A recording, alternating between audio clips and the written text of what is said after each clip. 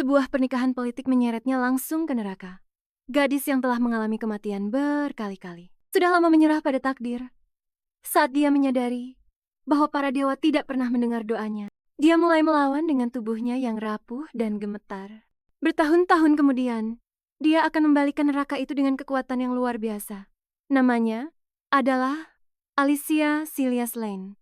Dia adalah putri yang telah lama ditunggu-tunggu dari keluarga Marquis Lane. Yang pertama lahir dalam 2 abad. Namun, karena dia adalah anak haram, hidupnya rapuh seperti burung dalam sangkar. Dibesarkan bagai bunga di rumah kaca sejak kecil. Dia hanya dikurung di dalam rumah. Satu-satunya temannya adalah buku. Bahkan menghirup udara luar pun menjadi sebuah kemewahan. Di balik penampilannya sebagai seorang nona bangsawan, dia sudah lama mengetahui takdirnya.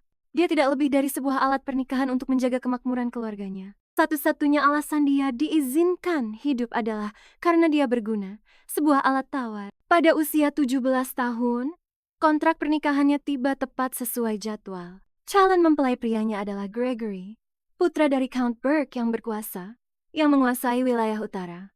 Apa yang tampak seperti aliansi sempurna itu hancur berkeping-keping ketika perselingkuhan sang mempelai pria terungkap. Gregory dihukum melalui duel resmi. Meskipun dia selamat, dia menjadi cacat. Keluarga Lane membatalkan pertunangan itu, tetapi keluarga Burke menolak untuk menerimanya. Pertarungan hukum selama 8 tahun menguras masa mudanya hingga akhirnya keluarga Lane memenangkannya. Itulah sebabnya Alicia berusia 25 tahun, jauh melewati usia yang dianggap pantas untuk pernikahan seorang wanita bangsawan. Namun, pengaturan dari ayahnya tidak pernah berhenti. Kali ini, calon mempelai pria barunya adalah Duke Richard Tyson, penguasa perbatasan barat, negeri emas dan kematian, dan saudara tiri kaisar.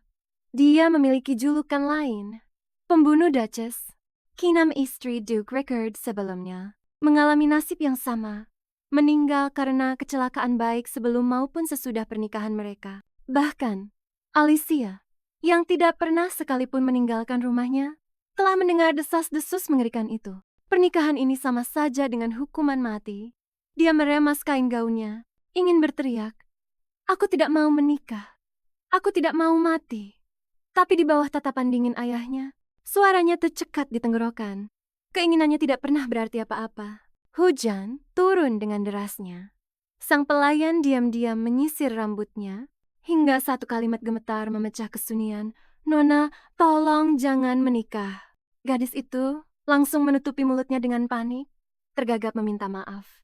Alicia hanya berbisik, "Tidak apa-apa, biarkan aku sendiri sejenak." Kecepatan kerja Richard sangat mengerikan. Peti-peti yang penuh dengan batu permata, hadiah pertunangan, dan surat-surat resmi sudah memenuhi ruangan. Permata yang berkilauan itu memamerkan kekuasaan dan kekayaannya. Kemudian dia melihat sebuah liontin tua yang tergeletak terlupakan di sudut. Saat dia mengambilnya, dia menyadari bahwa itu adalah jam saku. Begitu dia membukanya, kegelapan menelan seluruh ruangan. Ruang di sekelilingnya terdistorsi dan mulai runtuh. Alicia merasa dirinya jatuh tanpa bobot ke dalam kehampaan. Saat dia terbangun, kegelapan tak berujung mengelilinginya. Tetesan dingin mengenai wajahnya dan sesuatu yang licin. Sensasi berlendir terasa di ujung jarinya. "Apa ini?" pikirnya dalam hati. Lalu terdengar suara aneh dan serak dari belakang. Dia membeku dan berbalik untuk melihat pemandangan paling mengerikan dalam hidupnya.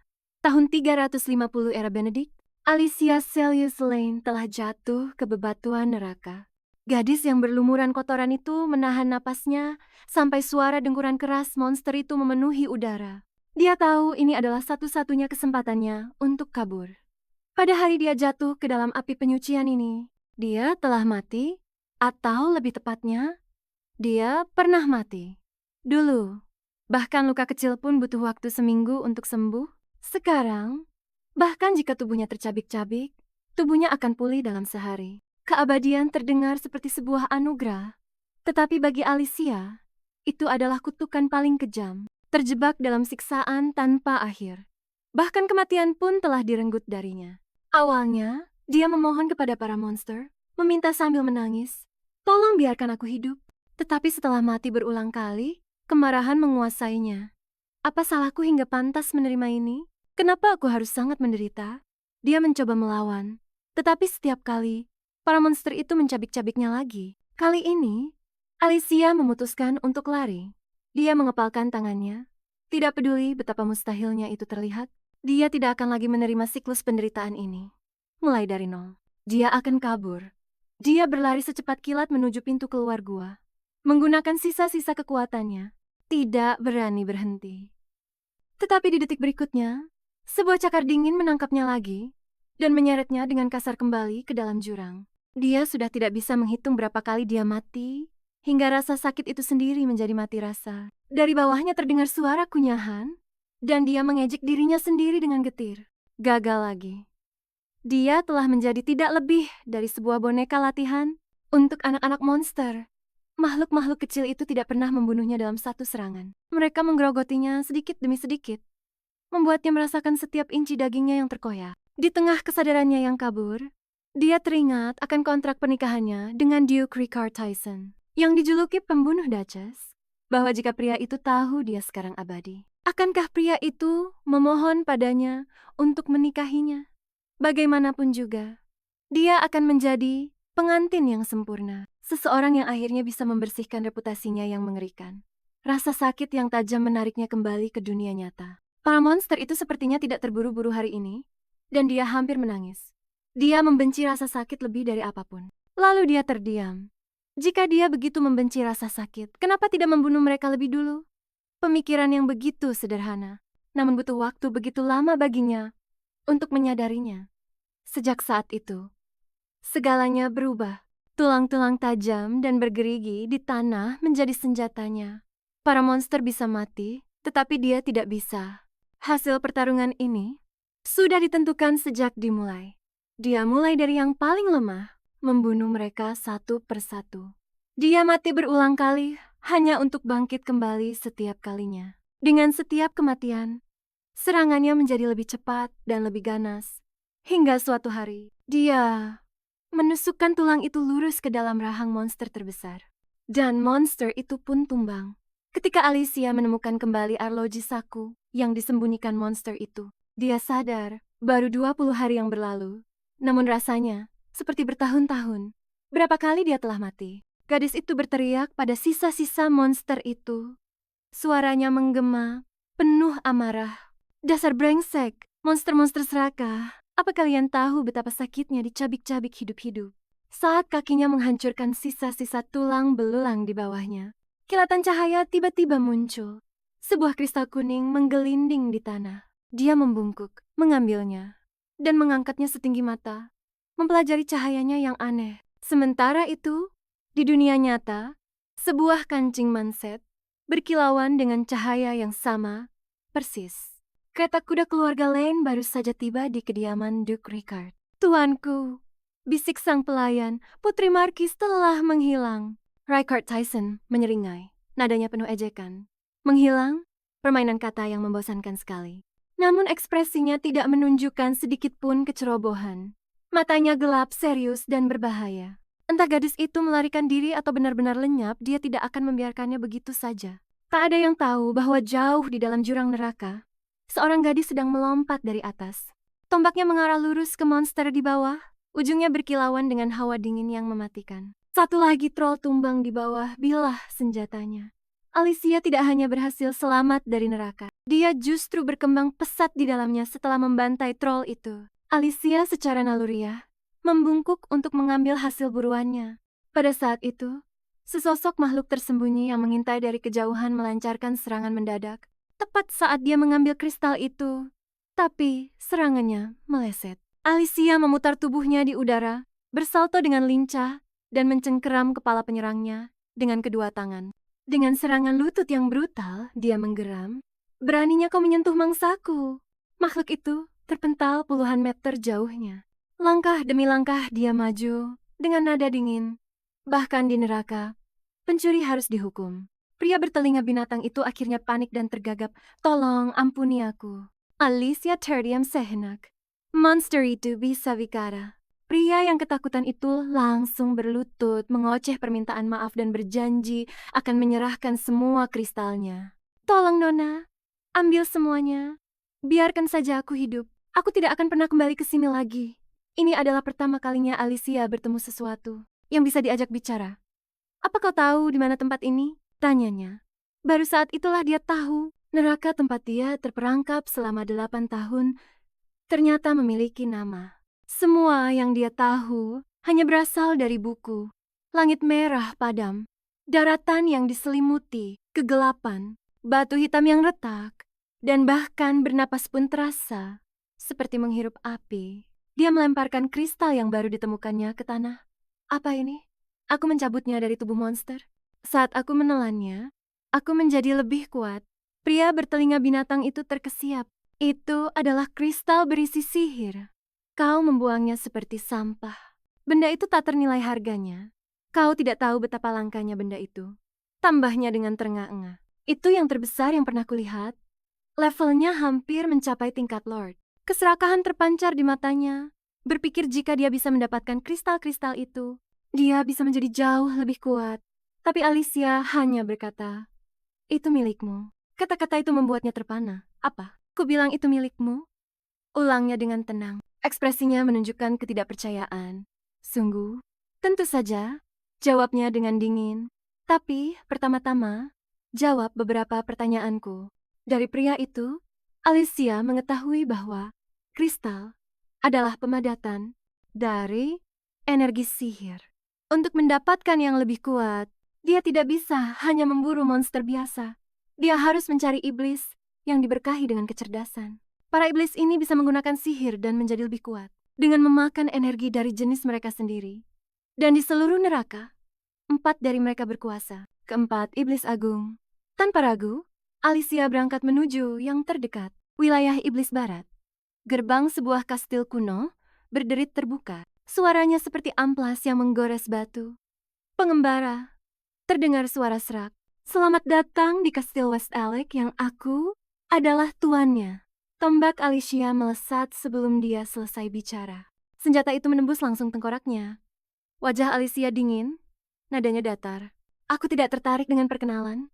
Tubuh iblis itu hancur dan terbentuk kembali menjadi kristal raksasa, lebih besar dan lebih murni dari apapun yang pernah dia lihat sebelumnya.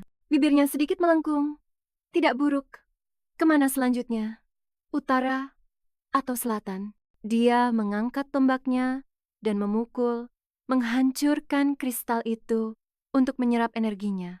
Tapi, tiba-tiba, dia membeku. Sensasinya sama persis seperti saat dia pertama kali jatuh ke neraka. "Tunggu, aku belum selesai menyerap sihirnya." Saat Alicia membuka matanya lagi, dia tertegun. Dia berada di kamar tidurnya. Mengangkat kepalanya, dia melihat sesuatu yang membuatnya bergegas ke cermin. Dengan tidak percaya, pantulan yang balas menatapnya jelas-jelas lebih muda. Aku menjadi lebih kecil," bisiknya tercengang. Rasa sakit yang tajam menusuk dari pergelangan kakinya, menyadarkannya kembali ke dunia nyata. Kapan aku terkilir? Kenyataannya, tidak hanya tubuhnya yang kembali ke masa mudanya, tetapi semua kekuatan yang dia peroleh di neraka telah lenyap sepenuhnya. Seolah-olah waktu itu sendiri telah diputar kembali. Semua kekuatan yang telah dia perjuangkan dengan darah dan pertarungan. Setiap kristal yang telah dia klaim, semuanya hilang. "Nona, ini Daisy. Bolehkah saya masuk?" Terdengar suara dari luar pintu. Melalui Daisy, Alicia mengetahui kebenarannya. Dia telah kembali ke usia 17 tahun. Untuk sesaat, dia tidak tahu harus tertawa atau menangis. Tubuhnya yang lemah, ditambah dengan keterkejutan yang luar biasa, membuat pandangannya berputar. Lalu semuanya kembali gelap saat dia terbangun lagi. Seorang wanita anggun duduk di samping tempat tidurnya. "Aku haus," gumam Alicia.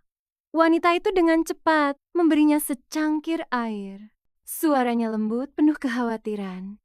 "Pelan-pelan, Alicia, kamu masih lemah. Saat aku dengar kamu pingsan, aku sangat ketakutan." "Masih linglung?" Alicia berbisik. "Terima kasih, Ibu." Kata itu membuat wanita itu membeku karena terkejut. Alicia bukanlah putri kandungnya. Saat sang nyonya besar pertama kali tahu suaminya membawa pulang anak haramnya, Dia mengamuk di sepanjang lorong dengan murka. Namun alih-alih marah, dia justru berlutut dengan senyum lembut. Hei Lau, kamu pasti Alicia. Aku ibumu. Saat itu, para pelayan sudah memenuhi kepala Alicia dengan berbagai peringatan. Nyonya besar itu menakutkan. Ingat, tidak ada apapun di sini yang menjadi milikmu. Jangan pernah melampaui batasmu. Tapi bukannya memarahinya. Wanita itu hanya tersenyum lebih hangat. Apa aku membuatmu kaget? Maafkan aku. Aku hanya sangat bahagia.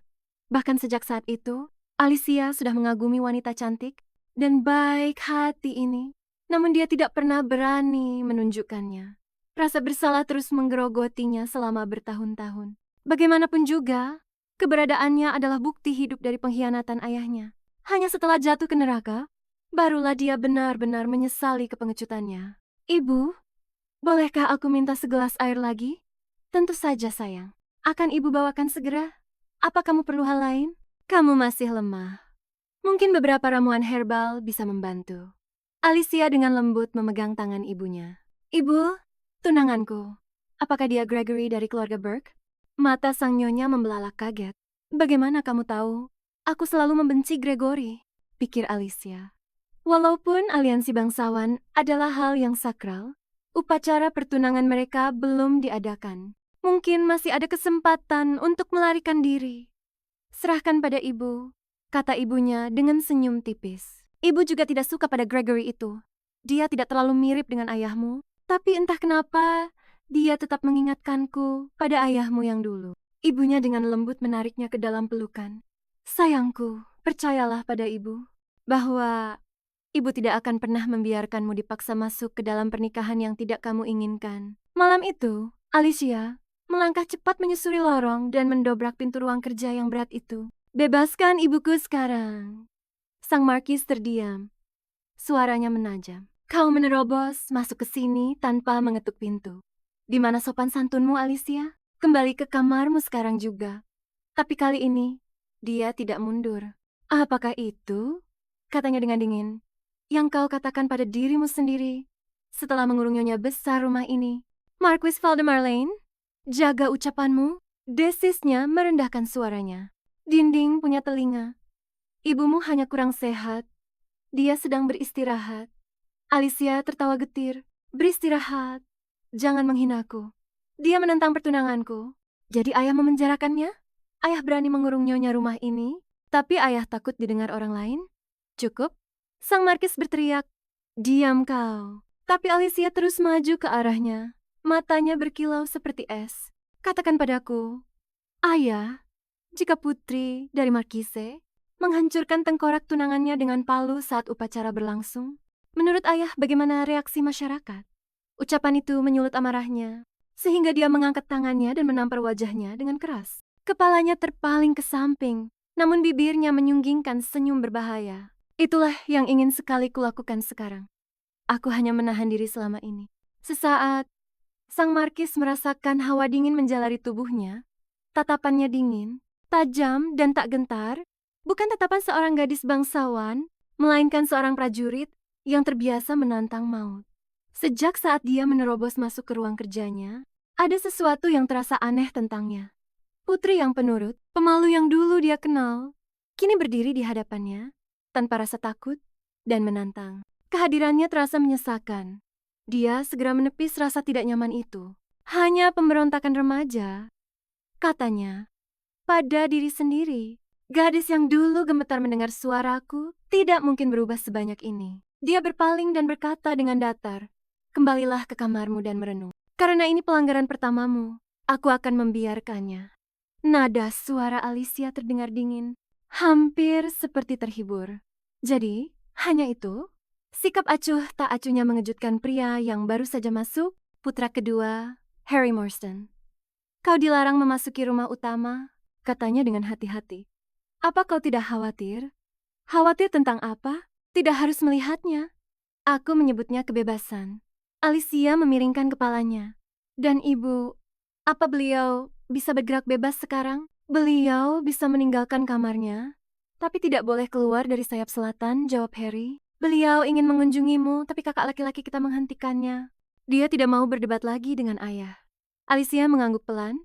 Dia sudah berusaha sebaik mungkin. Iya, kau sudah lihat keadaanku. Kau bisa kembali dan memberitahu ibu. Itu sebabnya kau datang, kan? Bukan, Alicia, katanya pelan. Aku datang karena aku mengkhawatirkanmu. Dia mengerjap kaget. Apa kita akrab? Kata-katanya memukulnya telak. Dia memaksakan senyum yang aneh. Mungkin kau tidak sadar, tapi aku peduli pada satu-satunya adik perempuanku. Alicia merasakan sesuatu yang aneh bergejolak di dalam dirinya. Kakaknya ternyata peduli. Perasaan diperhatikan terasa sangat menyenangkan. Dia sudah lama mengira, sebagai anak haram, bahwa saudara-saudaranya pasti membencinya. Bibirnya terangkat membentuk senyuman kecil. Kembali ke sini terasa seperti sebuah berkah. Melalui kakak keduanya, dia mengetahui bahwa pernikahan itu hampir selesai. Hanya persetujuan kekaisaran dan pengumuman publik yang tersisa. Apa kau begitu membenci pertunangan ini? Tanya Harry. Alicia tidak menjawab secara langsung. Sebaliknya, dia mengungkit masa lalu. Apa kau ingat penampilan pertamaku di kalangan sosialita?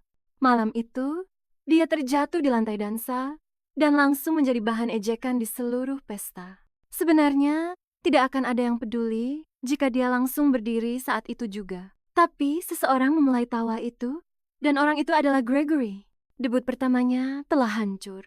Senyum Harry menghilang. Jika aku pergi dan membunuhnya sekarang juga, apa kau akan merasa lebih baik? Tanyanya. Tidak perlu, aku sudah melupakannya. Jawab Alicia dengan dingin. Tapi terima kasih. Semakin Alicia merelakannya, semakin marah Harry. Bahwa jika dia tidak bisa membunuh Gregory, maka bagaimana dengan duel? Mematahkan salah satu kakinya seharusnya sudah cukup. Pada saat itu, Alicia mengeluarkan sebuah surat dan memberikannya kepada Harry. Sampaikan ini kepada Duke Rickard Tyson untukku. Pupil mata Harry menegang. Apa yang kau rencanakan? Tanyanya dengan tegas. Alicia tersenyum misterius. Jaga kerahasiaannya dan sampaikan untukku. Kau akan membantuku kan, kakak? Beberapa hari kemudian, di wilayah Rickard, Duke Rickard Tyson menerima surat yang tidak biasa. Sesuai protokol, urusan pernikahannya adalah rahasia kekaisaran, tidak pernah diungkapkan ke publik. Namun surat itu memperingatkan bahwa tunangannya lemah dan dalam bahaya, detail yang tidak mungkin bocor ke publik, dan pihak kerajaan juga tidak akan mengungkapkannya. Rickard mempelajari kertas itu dan memerintah dengan suara rendah, Henrik, tetap di sini. Roderick, berkuda bersamaku keluar kota. Ajudannya berkedip, Yang Mulia. Apa Anda akan menemui orang paling konyol ini? Rickard mengetuk alamat di surat itu yang dia bahkan memberikan lokasinya. Bukankah itu sebuah undangan untuk menemuinya? Dia mengurangi jumlah pengawalnya seminimal mungkin. Roderick mencoba mengajukan satu keberatan lagi, tetapi dibungkam hanya dengan sebuah tatapan. Setelah kepala pelayan dan ajudan pergi, Rickard menatap pola hiasan yang mencolok di atas kertas itu dan bergumam, "Celius, siapa kau sebenarnya?"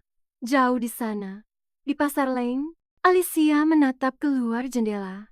Langit yang suram terpantul di matanya. Surat itu seharusnya sudah sampai padanya sekarang, pikirnya. Dia harus bertindak sebelum tragedi di kehidupan masa lalunya terulang. Untuk mengembalikan semuanya ke jalur yang benar, dia meminjam kereta dari ibunya, bertekad untuk bertemu sendiri di lokasi yang telah diatur. Tetapi saat mereka mendekati tujuan, kereta itu tiba-tiba tersentak dengan keras, hampir membuatnya terlempar dari tempat duduknya.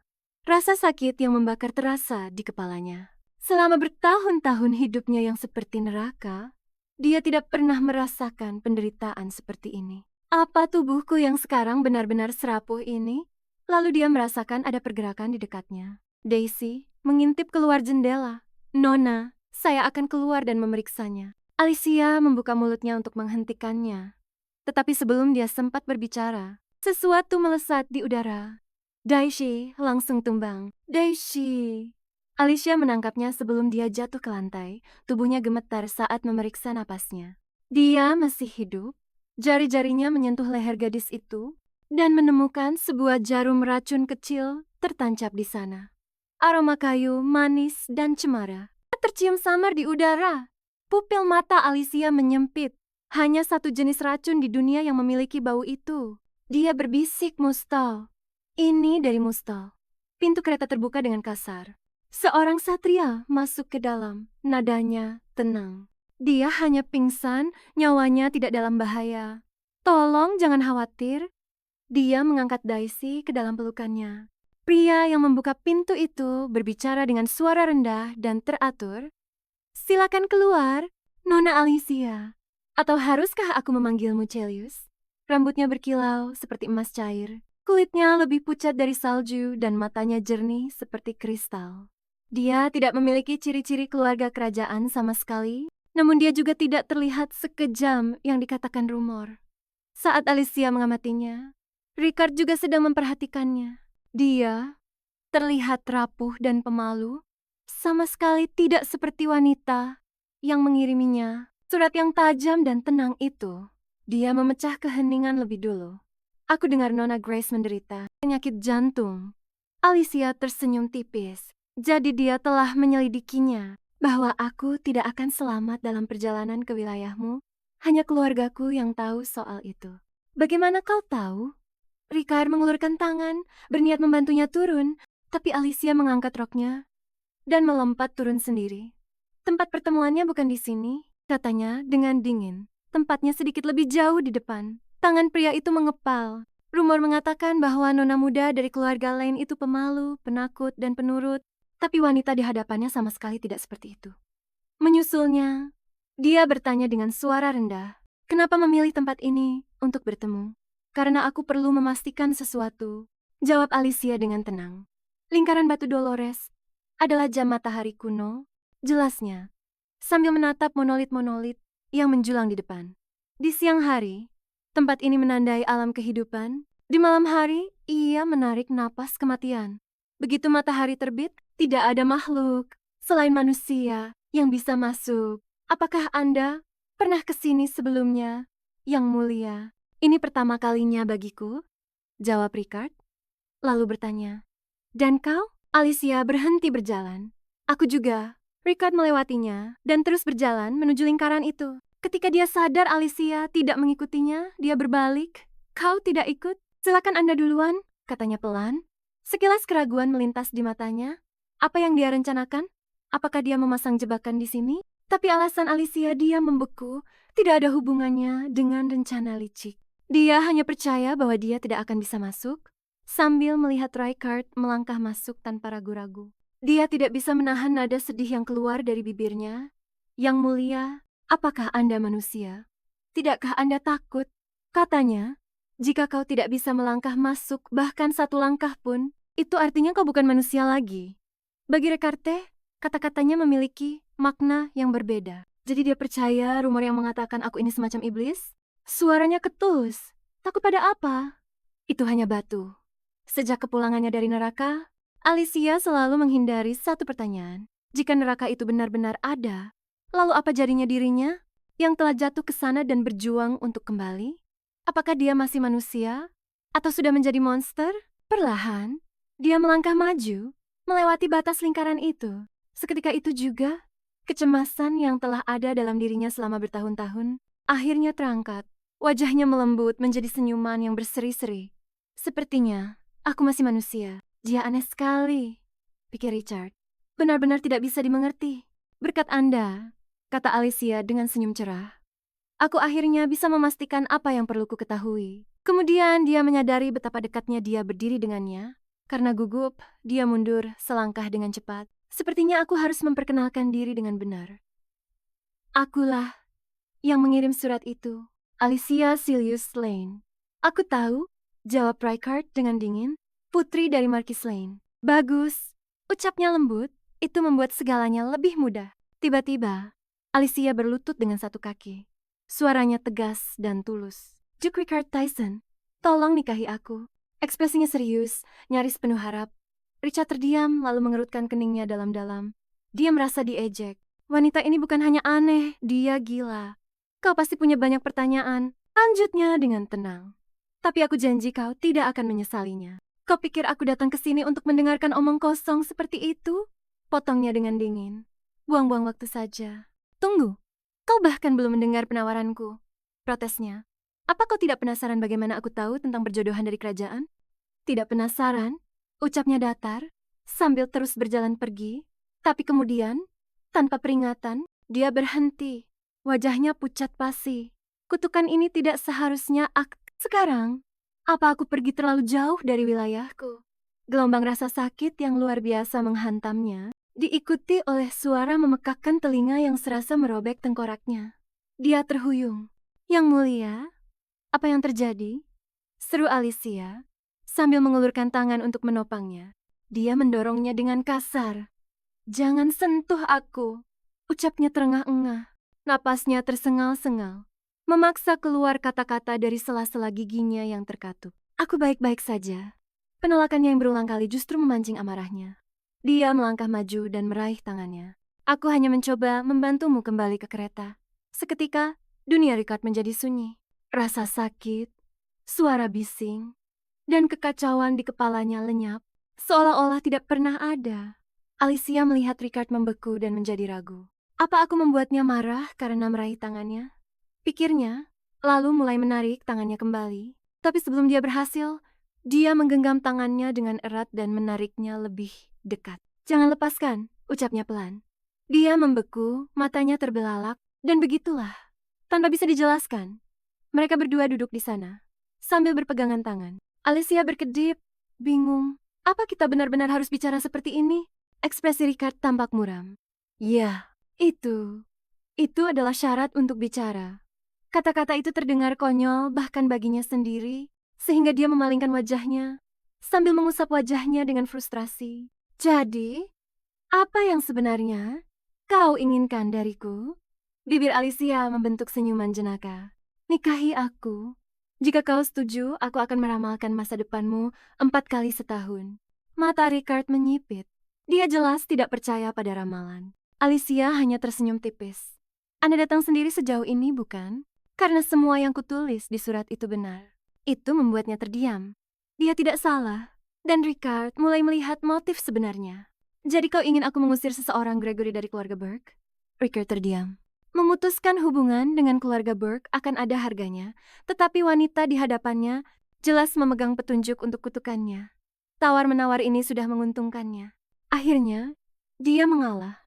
Kita tidak bisa langsung menikah, tapi kita bisa mengumumkan pertunangan. Itu seharusnya cukup untuk memutuskan hubunganmu dengan keluarga Burke. Aku akan memperlakukanmu sebagai calon duchessku dengan hormat. Selain itu, apa kau menginginkan hal lain? Alicia berpikir sejenak, lalu tersenyum. Tidak, aku percaya kau akan mengurus sisanya. Meskipun aku harus memperingatkanmu, aku cukup serakah. Aku akan mengingatnya, jawab Richard dengan tenang. Kemudian dia mengangkat sebelah alisnya. Sekarang setelah kita selesai bicara, bolehkah aku meminta tanganku kembali? Dia melepaskannya.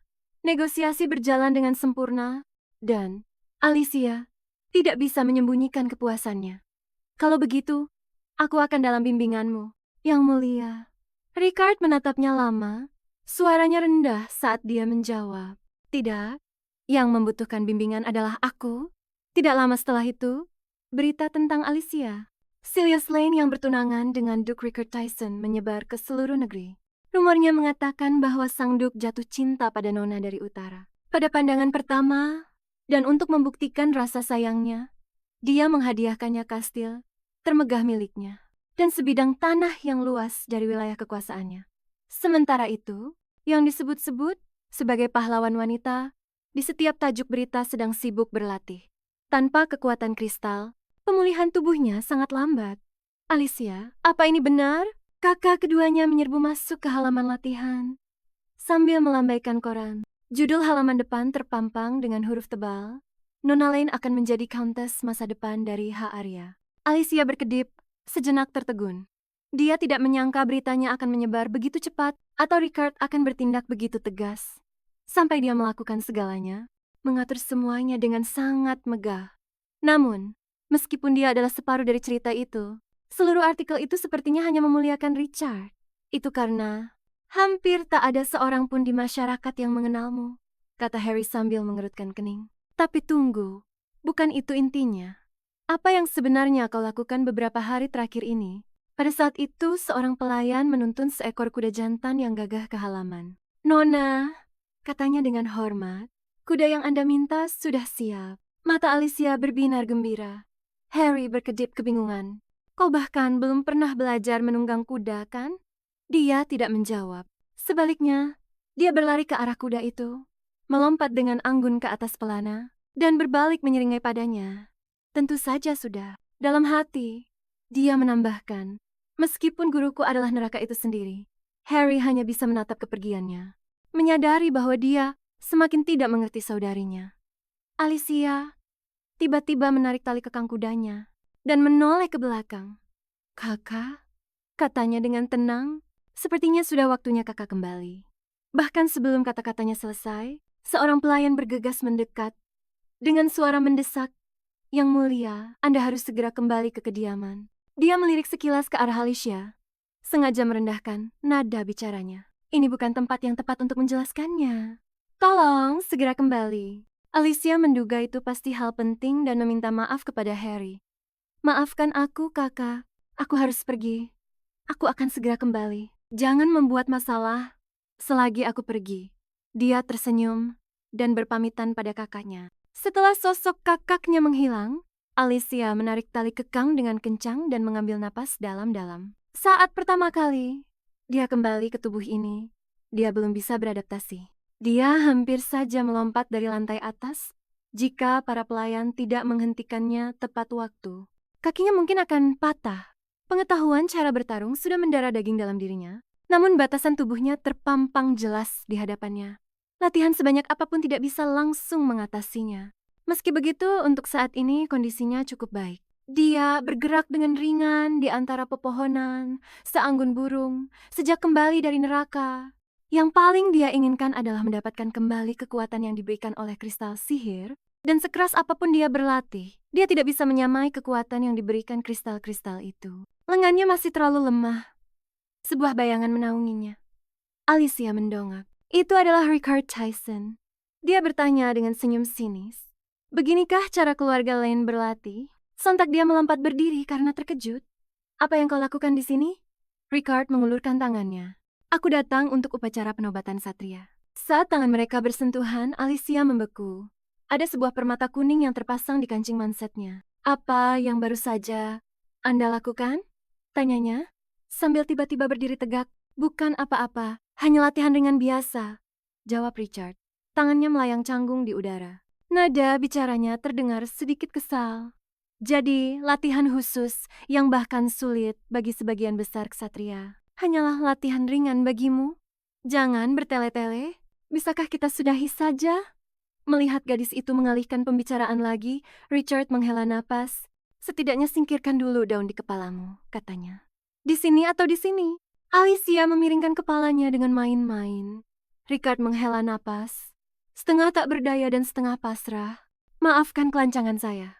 Dia mengulurkan tangan dan dengan lembut mengambil daun dari rambutnya. "Nah, begini lebih baik." Namun sesaat kemudian, Alicia tiba-tiba mencondongkan tubuh lebih dekat. Terkejut, Richard secara naluriah melangkah mundur. Dia tidak menyadari ada anak tangga di belakangnya, keseimbangannya goyah, dan dia pun terjatuh ke belakang. Alicia melompat ke depan, menahan tubuhnya di dada pria itu. "Kukira aku salah lihat," gumamnya. Jari-jarinya mengerat di tangan pria itu, seolah takut pria itu akan kabur. Richard benar-benar panik. "Dan Nona Alicia, tolong, tolong lepaskan saya." Tetapi begitu dia melepaskannya, dia kembali meraih pergelangan tangannya. "Yang mulia, bolehkah saya meminta kancing manset ini?" Dia tidak salah lihat. Itu adalah kristal sihir yang tertanam di sana. Mendengar permintaannya, ekspresi Richard langsung menjadi dingin. "Maaf, tidak bisa. Itu adalah pusaka keluarga. Tidak bisa diberikan kepada siapapun." Alicia mengangkat sebelah alisnya. Keraguan terpancar di matanya. "Begitukah?"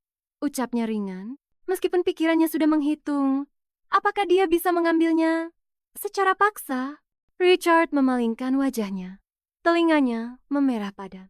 "Begini, bisakah Anda berdiri dulu?" gumamnya. Alicia bereaksi seolah tersengat, melompat berdiri. "Saya benar-benar minta maaf. Saya tidak sengaja sungguh." Sambil merapikan jasnya yang kusut, Richard menjawab dengan tenang. "Tidak apa-apa.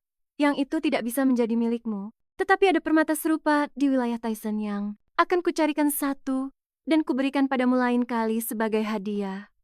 Mendengar itu, Alicia langsung mengurungkan niatnya untuk mengambilnya secara paksa. Dia bergegas mengikutinya dengan suara yang ceria.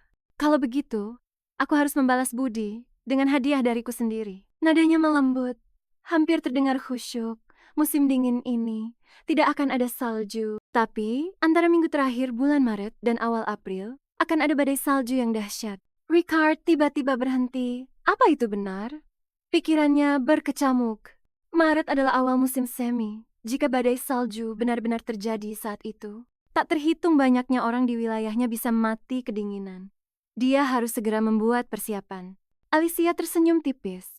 Anggap saja ini hadiah yang tidak termasuk dalam hitungan ramalan. Kata-katanya terdengar tidak masuk akal, namun saat Ricard menatap matanya yang tenang dan tak tergoyahkan, sebuah insting yang tak tergoyahkan memberitahunya bahwa semua yang dia katakan akan menjadi kenyataan. Dia mengangguk dengan sungguh-sungguh. Aku bahkan belum memberimu permata itu, tapi berkat dirimu, aku bisa mencegah kerugian besar di Duchy. Tanpa sadar, mereka telah kembali ke mansion. Pintu masuk sudah ramai dengan orang-orang. Ajudan Ricard bergegas maju dan membungkuk. Yang mulia, ini adalah barang-barang yang Anda perintahkan untuk disiapkan. Dia kemudian menoleh ke Alicia dengan anggukan sopan. Nona Alicia, saya punya sesuatu untuk Anda. Tapi sebelum dia bisa melanjutkan, kepala pelayan keluarga Lane menyela. Yang mulia, Tuan Markis muda sedang menunggu Anda di aula utama. Alicia sedikit mencondongkan tubuh dan berbisik, Anda tidak berencana mengunjungi pavilion terlebih dahulu? Ricard melangkah lebih dekat merendahkan suaranya. Alicia, aku datang ke sini untukmu. Sejak awal, dia tidak punya niat untuk bertemu dengan orang lain dari keluarga Lane. Tatapannya menyapu para pelayan yang berkumpul. Setajam pedang, semua pergi. Para pelayan membungkuk dan membubarkan diri. Saat itu, Daisy berbalik untuk pergi. Alicia memberi isyarat padanya untuk membawa kuda itu kembali ke kandang. Kemudian dari atas, suara yang akrab memecah kesunyian. Sekarang, semua orang sudah pergi. Akhirnya giliranku. Richard membuka peti yang diserahkan oleh ajudannya. Di dalamnya terdapat satu set perhiasan yang menakjubkan. Batu permata merah berkilauan yang terpasang di emas. Itu adalah koleksi ruby, terkenal milik mendiang Duchess Margaret. Alicia berkedip. Suaranya terdengar antara tidak percaya dan geli. Tunggu, jangan bilang ini untukku. Ruby-ruby ini pernah menjadi milik Duchess Margaret. Ricard menjelaskan, perhiasan ini selalu dipasangkan dengan gelar Count H dari Arya. Saat kau menghadiri acara formal, kau akan memakainya. Alicia tidak ragu untuk menerimanya. Aku akan memanfaatkannya dengan baik, katanya dengan serius. Begitu seriusnya hingga Ricard tidak bisa menahan tawa. Tapi tawa itu cepat memudar, digantikan oleh ketenangannya yang biasa. Katakan padaku, seberapa banyak yang kamu tahu tentang keluarga kerajaan? Alicia berpikir sejenak sebelum menjawab. Cukup banyak. Mendiang kaisar dan kaisar saat ini secara total memiliki 5 pangeran dan 1 putri. Pangeran kedua meninggal dalam kecelakaan 7 tahun yang lalu. Yang ketiga adalah Duke Lennox. Yang keempat adalah Count Stepna. Dan yang kelima, dia berhenti sejenak sambil tersenyum, adalah Duke Rickard Tyson. Satu-satunya putri, Louise, adalah saudara tirimu, ibu yang sama, ayah yang berbeda. Benar, kau sudah mengerjakan pekerjaan rumahmu.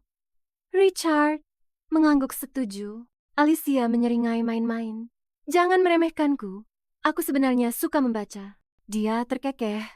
Kau akan segera mendapatkan guru dari istana kerajaan. Mereka akan mengajarimu apa yang masih perlu kau ketahui. Lalu nadanya melembut, meskipun tatapannya serius. Dan, Nona, hobi unikmu itu sebaiknya kau sembunyikan untuk saat ini. Aku mengerti, jawab Alicia segera. Ricard tersenyum tipis. Bagus. Selebihnya, aku akan bekerja sama sepenuhnya denganmu. Diskusi mereka selesai, dan mereka bersiap untuk berpisah. Kalau begitu sampai jumpa di upacara penganugerahan gelar, kata Ricard. Setelah warna gaunnya diputuskan, aku akan menyuruh seseorang untuk memberitahumu. Tepat saat dia berbalik untuk pergi, Ricard tiba-tiba mencondongkan tubuh lebih dekat, begitu dekat hingga dia bisa merasakan napasnya di pipinya, dan membisikkan sesuatu. Alicia membeku, matanya terbelalak. Aku melihatnya dengan mataku sendiri, gumamnya, sambil menaiki kudanya. Aku harap itu membantumu. Ricard datang seperti badai. dan pergi seperti angin. Pertemuan itu telah mengejutkannya, tapi jauh di lubuk hatinya, Alicia tidak bisa berhenti berpikir bahwa pria itu jauh lebih baik dari yang dikabarkan. Beberapa saat kemudian, para pelayan yang tadi melarikan diri kembali berhamburan ke halaman, mengobrol serentak. "Nona, sejak kapan Anda begitu dekat dengan Duke? Bagaimana Anda bisa bertemu dengannya?" Mereka tidak berani mengucapkan sepatah kata pun beberapa menit yang lalu, namun sekarang mereka cukup berani untuk mengerumuninya. Alicia mengerutkan kening, suaranya menjadi tajam. "Semuanya, kecuali Daishi, pergi." Ketika halaman akhirnya menjadi sunyi, dia menoleh ke pelayannya. "Kemasi barang-barang kita. Kita akan berangkat ke wilayah Isabella. Ricard telah memberinya berita luar biasa. Marquis Lane tidak akan kembali dalam waktu dekat. Dia telah membuat Kaisar marah dengan secara resmi, meminta untuk membatalkan pernikahan dengan keluarga Burke, dan sebagai hukuman, dia ditempatkan di bawah tahanan rumah di dalam istana kerajaan. Bagi Alicia, ini adalah kesempatan sempurna untuk meninggalkan mansion, dan akhirnya hidup dengan caranya sendiri." Beberapa hari kemudian, kabar itu sampai ke rumah. Sang Markis hampir meledak karena marah ketika dia mengetahui bahwa putrinya telah menentang keinginannya dan diam-diam bertunangan dengan pria lain. Tetapi ketika dia menyerbu kembali ke perkebunan, dia hanya menemukan kamar yang kosong. Alicia sudah pergi. Kemarahannya sangat kontras dengan ketenangan istrinya. Lady Marina tersenyum tipis. "Kau bilang Alicia, dia pergi ke House of Arya?" Sang Markis, lelah dan pucat karena berhari-hari dikurung, menatap tak percaya. "Apa yang kau bicarakan? Apa yang terjadi?" Nada suara Marina tenang. "Dia meninggalkan surat, katanya dia ingin melihat tanah barunya." "Itu konyol," bentaknya. "Kenapa kau tidak menghentikannya?" Terkejut dengan kemarahannya, Marina berhenti sejenak, lalu tertawa pelan, tawa yang ironis. "Aku bahkan tidak bisa menginjakan kaki di sayap selatan lagi. Bagaimana caraku bisa menghentikannya?" Sang Marquis membeku. Sesuatu dalam suaranya menusuknya seperti pisau. "Marina, kau tidak sengaja membiarkannya pergi, kan? Apakah ini karena masalah itu?" "Aku hanya mengatakan yang sebenarnya."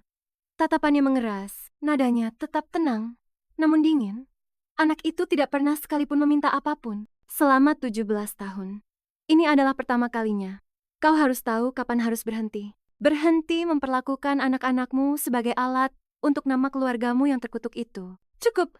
Marquis Lane berdiri, suaranya tajam dan penuh kepastian. "Pembicaraan ini selesai. Sebagai anggota keluarga Lane, melayani keluarga adalah tugasnya.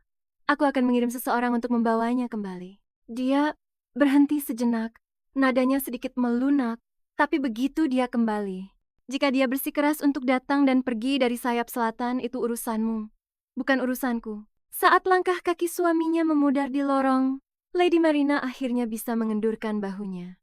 Mungkin dia telah memberi Alicia sedikit lebih banyak waktu, tetapi dia tidak bisa berhenti bertanya-tanya. Di mana gadis itu sekarang? Tidak ada yang bisa menebak bahwa nona muda itu, yang seharusnya sedang dalam perjalanan ke wilayahnya, ternyata berada di ibu kota kerajaan. Ricard sudah mengatur seorang guru etiket kerajaan dan menyiapkan kediamannya. "Nona, saya kira kita akan pergi ke House of Arya," kata Daisy. Bingung, Alicia terkekeh pelan. "Dengan upacara penobatan yang begitu dekat, bagaimana mungkin aku bisa benar-benar pergi? Ayo Daisy, kita belanja dulu." Perjalanan Arya yang seharusnya ke hanyalah sebuah pengalihan yang telah dia buat untuk menyesatkan semua orang, menggunakan pengetahuan dari kehidupannya yang sebelumnya. Alicia segera melacak seorang anak ajaib parfum yang tidak dikenal namun akan segera terkenal, Katrina. Percakapan mereka berjalan lancar. Alicia membeli sebuah parfum dan dengan santai mengajukan undangan agar Katrina suatu hari nanti bekerja untuknya sebagai pembuat parfum pribadi. Memang benar dia berniat berinvestasi pada Katrina sejak awal, tapi itu bukanlah tujuan sebenarnya. Setelah menyisir seluruh distrik perbelanjaan, Alicia berhenti di depan sebuah toko yang sederhana. Toko sepatu kecil. Penjaga toko, seorang pria parubaya yang tenang, mendongak dan bertanya, "Ada yang bisa saya bantu, Nona?" "Saya di sini untuk memesan beberapa sulaman," jawab Alicia. Pria itu menoleh ke arah belakang toko. "Judy, kita kedatangan pelanggan." Lantai 2 toko sepatu itu ternyata adalah sebuah bengkel sulam tersembunyi. Langkah kaki ringan bergema saat seorang gadis berambut perak muncul di puncak tangga. Jika Anda ingin melihat sulamannya, silakan lewat sini. Maaf, di sini sedikit berantakan. Judith buru-buru mulai mengumpulkan benang-benang yang berserakan dari meja. Alicia tersenyum menenangkan. Tidak apa-apa, ini sudah terlihat cukup rapi. Terima kasih sudah menunggu. Nama saya Judith Palmer, kata gadis itu sambil membungkuk sedikit. Saya tidak banyak belajar, jadi saya tidak yakin apakah sapaan ini pantas. Tidak apa-apa kok, jawab Alicia dengan ramah. Saya Alicia Celius Lane. Saya dengar keterampilan menyulam Anda luar biasa. Jadi saya ingin memesan pesanan khusus dari Anda. Dia memberi isyarat agar Daisy membuka kotak di sampingnya. Ini polanya. Bisakah Anda melihatnya dan memeriksa apakah ini memungkinkan? Judith memeriksa gambar-gambar itu dengan saksama. Desainnya sendiri tidak tampak sulit, sampai matanya menangkap tulisan tangan di halaman kedua. Ekspresinya membeku. Daisy, kamu boleh pergi, kata Alicia dengan lembut. Begitu pelayan itu melangkah keluar, jari-jari Judith mencengkeram kertas-kertas itu dengan erat, dan tatapan tajam yang mematikan tiba-tiba memenuhi matanya. Udara di sekitarnya seakan menegang. Alicia tidak bergeming. Jangan khawatir, katanya dengan tenang. Tidak ada orang lain yang tahu itu. Aku mengambil beberapa jalan memutar sebelum datang ke sini. Hanya untuk memastikan tidak ada yang mengikutiku. Tapi sebelum dia selesai berbicara, Judith menerjang, gunting berkilat mengarah ke leher Alicia. Siapa kau? Alicia langsung bergerak. Kipasnya terbuka. Gagang kayunya menghantam tepat di pergelangan tangan gadis itu. Gunting itu terlepas dari genggaman Judith. Aku, kata Alicia dengan dingin, nadanya terdengar seolah bermain-main. Kurasa akulah wanita yang tidak henti-hentinya dibicarakan semua orang di ibu kota saat ini. Lengan Judith mati rasa karena pukulan itu. Bagaimana dia bisa sekuat ini? Alicia balas menatapnya. Matanya tajam dan suaranya tenang. Aku tidak bermaksud menyakitimu. Aku hanya ingin menjadi sekutumu dari klan Kroya. 8 tahun sebelumnya, klan Kroya telah dimusnahkan. Poinnya, 6 kebakaran misterius terjadi di dekat ibu kota, dan dia adalah satu-satunya yang selamat dari salah satu cabang Kroya. Selama bertahun-tahun, Judith bersembunyi di bengkel kecil itu. Kini, gadis berpakaian mewah di hadapannya telah mengoyak kembali luka-luka yang terkubur itu. Diam, bentak Judith sambil mengacungkan guntingnya dan mengarahkan bilahnya ke Alicia, memperingatkannya untuk pergi. Alicia mengangkat dagunya sedikit. Nadanya tetap tenang, tetapi setajam pedang. Kroya memang sudah tiada, tetapi jika engkau terus lari, maka klan itu akan benar-benar lenyap dari dunia ini. Judith marah besar. Apa yang kau tahu? Tuntutnya. Detik berikutnya, kata-kata Alicia membuatnya membeku. Aku tahu siapa yang mengkhianati Kroya. Judith. Dan aku akan membantumu membalas dendam. Suara Judith bergetar. Kenapa? Alicia menjawab dengan sederhana. Bukankah sudah kubilang aku ingin menjadi temanmu? Teman saling membantu, lanjut Alicia. Secara lahiriah, Kroy dikatakan dipimpin oleh 6 pemimpin, tetapi ada faksi lain yang tersembunyi di baliknya. Merekalah yang mengkhianati dan menghancurkan klan itu. Judith hampir tidak bisa mempercayainya. Apa itu benar? Jika engkau ingin membuktikannya, pergi dan pastikan sendiri. Tapi cepatlah. Menunda lebih lama lagi, dan kau juga akan mati, kata Alicia. Rasa dingin menjalari tubuhnya. Apakah tempat ini sudah ketahuan? Dia tidak menjawab secara langsung. Sebaliknya, dia meninggalkan komentar yang tajam. Aku harap kau menyelesaikan pesanan sebelum musim semi tiba. Tidak lama kemudian, Alicia menerima undangan dari kerajaan untuk menghadiri upacara pengesahan gelar. Di istana, kerusuhan di perbatasan barat semakin memanas. Richard meminta Kaisar untuk mengerahkan pasukan tambahan ke sana. Seiring percakapan mereka berlanjut, topik pembicaraan tak terhindarkan beralih ke pernikahannya. Para menteri dibuat gempar karena pengaturan tempat duduk untuk upacara pengesahan gelar, sampai-sampai bahkan Richard dan Permaisuri pun berada dalam hubungan yang dingin. Selama 5 hari, tidak ada informasi yang dapat dipercaya di ibu kota tentang Count Hashfield. Dan pertanyaan yang terus-menerus kepada Permaisuri telah membuatnya jengkel. Jadi dia melampiaskannya pada Richard. Kekacauan ini semua karena kamu. Seorang pejabat menyindir. Anda tiba-tiba mendesak untuk pertunangan dan bersikeras pada gelar duchy. Ngomong-ngomong, bagaimana kabar orang H dari area ini belakangan? Ricard mengoreksinya dengan tenang. Dia belum menjadi seorang count. Bagaimanapun juga, aku yang mengizinkan penobatan itu, tapi apa bedanya? Pertunangan itu kelihatannya adalah ide Richard, tapi sebenarnya, Kaisar adalah dalang di baliknya. Dia tidak memberi Marquis Lane pilihan lain. Dia langsung menetapkan tanggal pernikahan. Jika Anda khawatir gadis itu terlalu muda, tunda saja selama 2 tahun. Menikah di usia 19 tahun. Sarannya, itu memberi mereka waktu untuk lebih dekat. Tambahnya, terdengar masuk akal, bukan? Namun, Kaisar mengamati wajah Richard. Kau tampak gelisah. Apakah Anda tidak bersedia menjadi kerabat kerajaan? Marquis Lane merasakan hawa dingin, seperti terjerumus ke dalam lubang es. Dia segera mengucapkan kata-kata hormat yang pantas, menyebut perjodohan itu sebagai suatu kehormatan. Keterkejutannya terlihat jelas, tetapi Kaisar tetap mencari alasan untuk menahannya di istana. Di permukaan, Ricard bersedia membantu adiknya mengamankan perjodohan itu. Tetapi pikiran untuk mengirim sang pewaris ke sana, dia merasakan keengganan yang lebih dalam. Suara Ricard tenang, seseorang harus menunjukkan ketulusan bagaimanapun juga. Selain itu, dia adalah satu-satunya orang yang bisa kupercaya untuk menyerahkan. Dari Arya. Dengan itu, dia bangkit untuk pergi. Daripada berdebat di sini, urus saja rumor di ibu kota.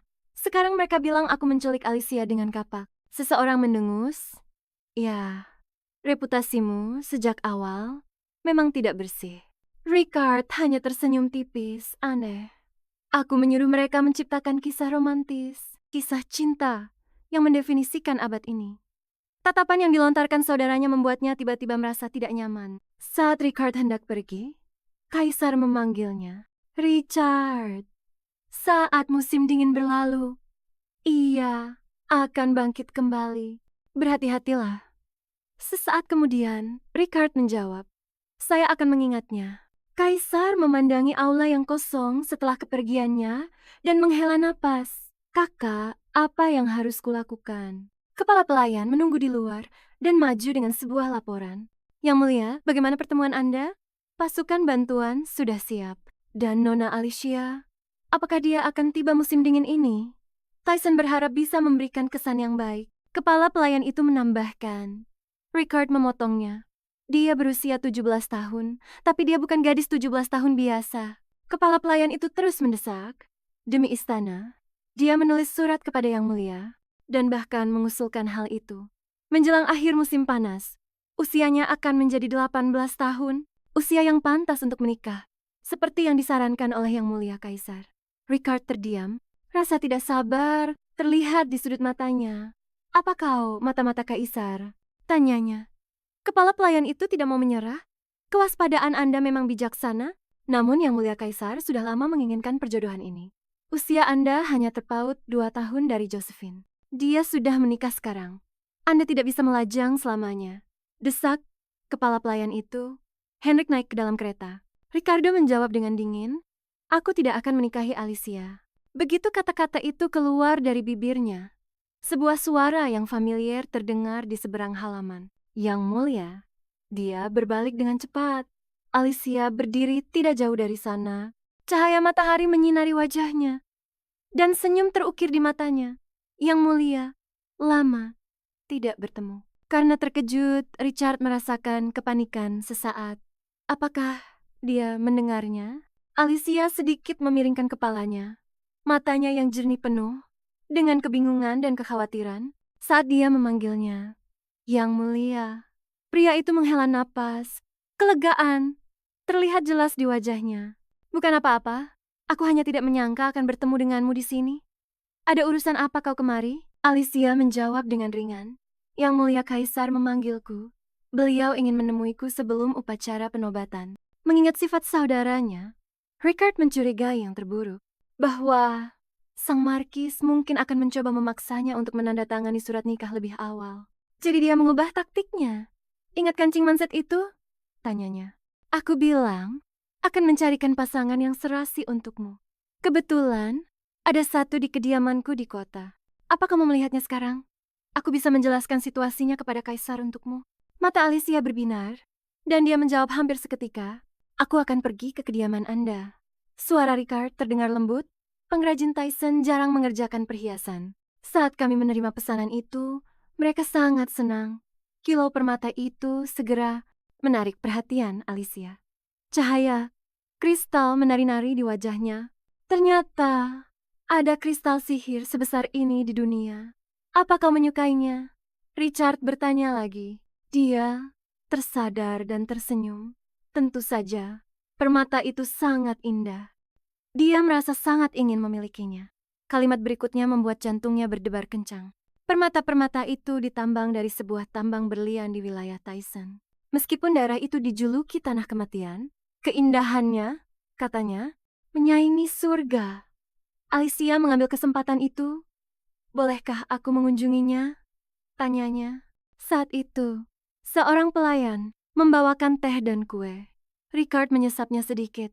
Nada bicaranya serius. "Setelah upacara pelantikan, aku harus segera kembali ke Tyson. Aku mungkin tidak punya banyak waktu untuk berbicara saat itu." Dia tahu betapa jarang pria itu meninggalkan wilayahnya. Pergi tepat setelah upacara terasa sangat tiba-tiba. "Kapan Anda akan datang lagi ke ibu kota?" tanyanya. "Mungkin setelah musim semi berikutnya," jawabnya. "Kita bisa berkirim surat jika ada sesuatu." Alicia berpikir. Sekarang setelah dia tahu dari mana kristal sihir itu berasal, dia tidak ingin melewatkan kesempatan ini.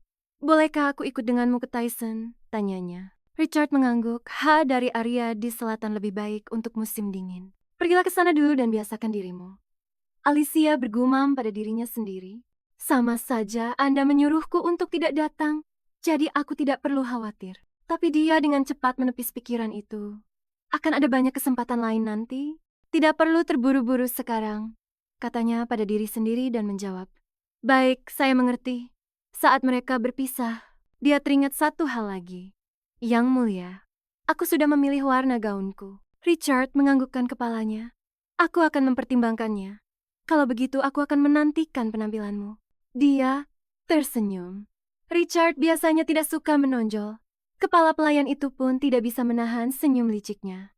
"Kali ini, Anda tidak akan bisa berpakaian santai, Yang Mulia." Pada hari upacara, mereka berdua berdiri di luar aula. Suara Ricard bertanya, "Apa kau ingat urutan prosesinya?" "Masuk dan berjalan lurus ke tengah aula. Jangan gugup.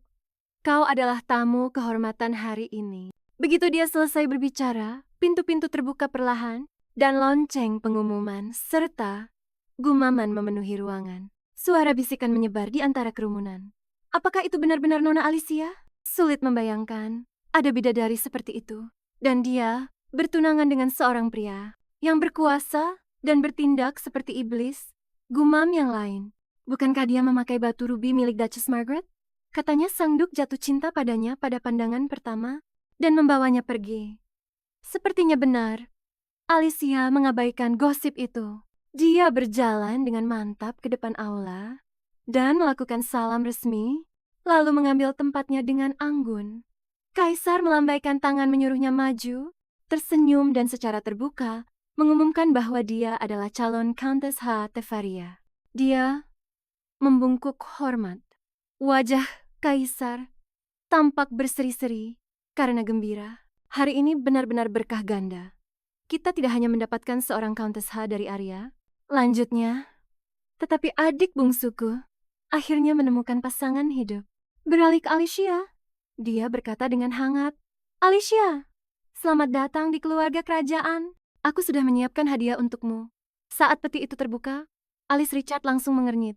Di dalamnya, terdapat kerudung pengantin yang hanya digunakan untuk acara-acara paling sakral kerajaan, bukti bahwa saudaranya bertekad untuk membawa Alicia masuk ke dalam keluarga kerajaan. Bisikan dan gumaman di sekitar mereka kembali meledak. Sang permaisuri lalu angkat bicara, "Duke Tyson, setelah upacara ini, Anda akan segera kembali ke wilayah Anda, bukan?" Ricard mengangguk. "Benar, Yang Mulia. Perbatasan tidak bisa dibiarkan tanpa penjagaan. Saya harus segera kembali." Permaisuri menghela napas dengan kelembutan yang dibuat-buat. Sayang sekali baru bertunangan lalu harus segera berpisah. Nada bicaranya berubah. "Kenapa tidak mengundang tunanganmu ke Tyson juga?" Saran sambil lalu itu menjadi alasan utama. Alicia berangkat ke Tyson.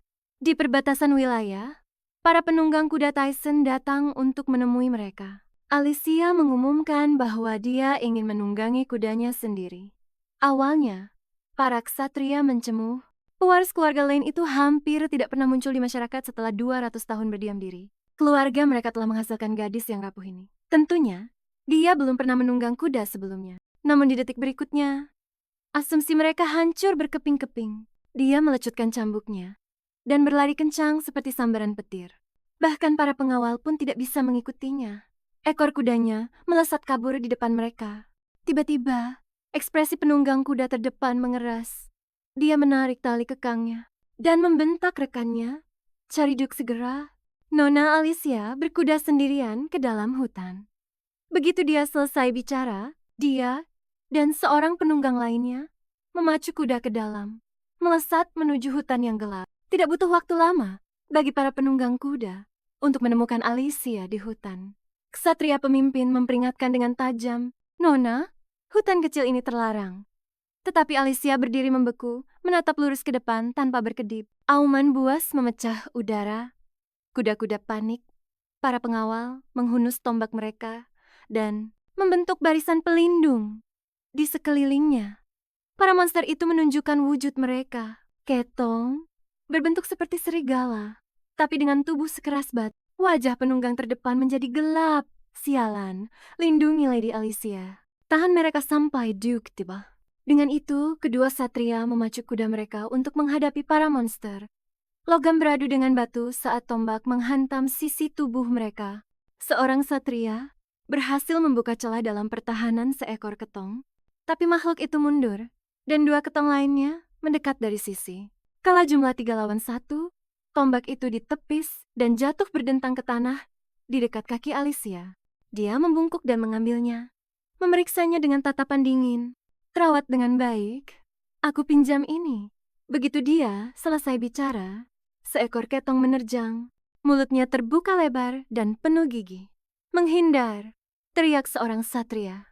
Namun sebelum ada yang bisa bergerak, Alicia menghilang seolah-olah melakukan tipuan, lalu melompat mundur dalam sebuah lengkungan yang bersih dan terkendali, dan mendarat tepat di atas mulut monster yang penuh gigi itu.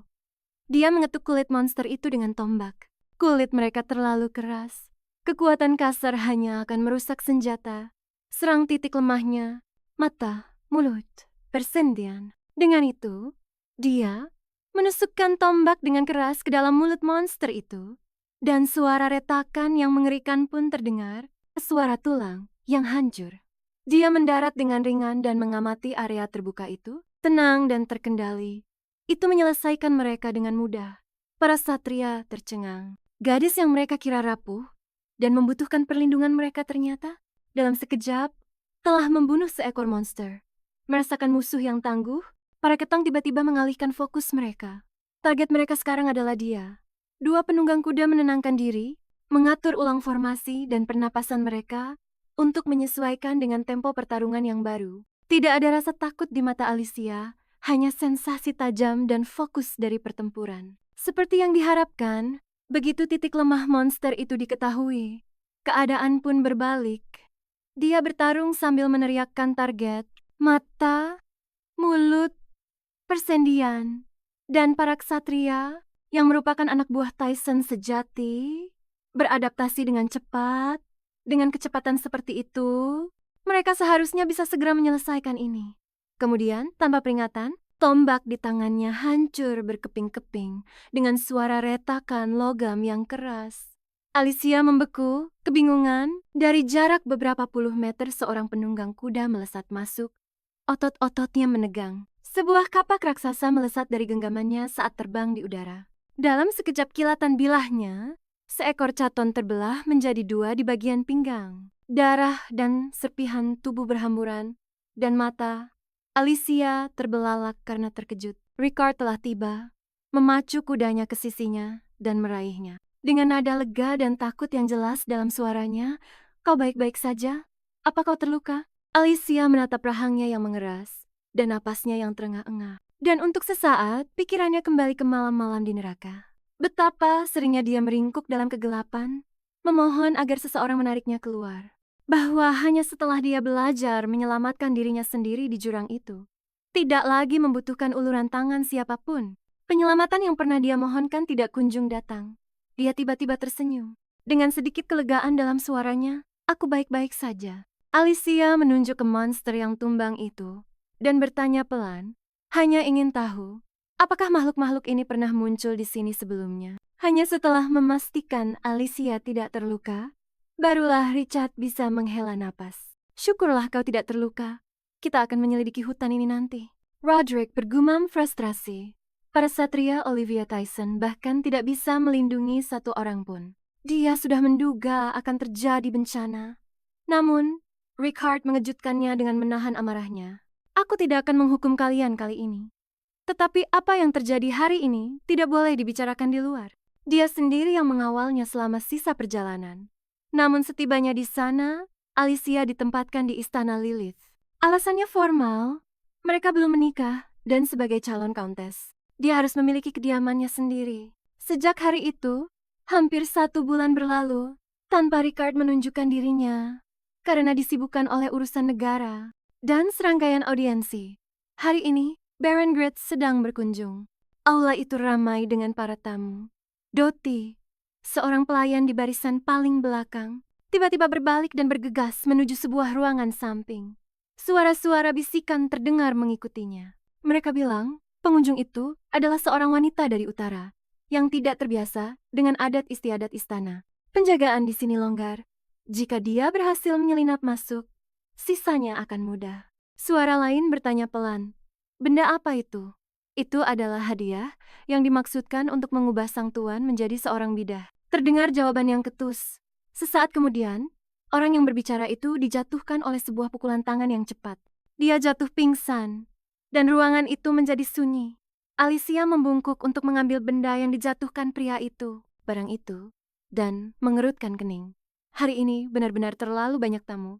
Saat malam tiba, pintu terbuka tanpa suara, dan sesosok bayangan menyelinap masuk.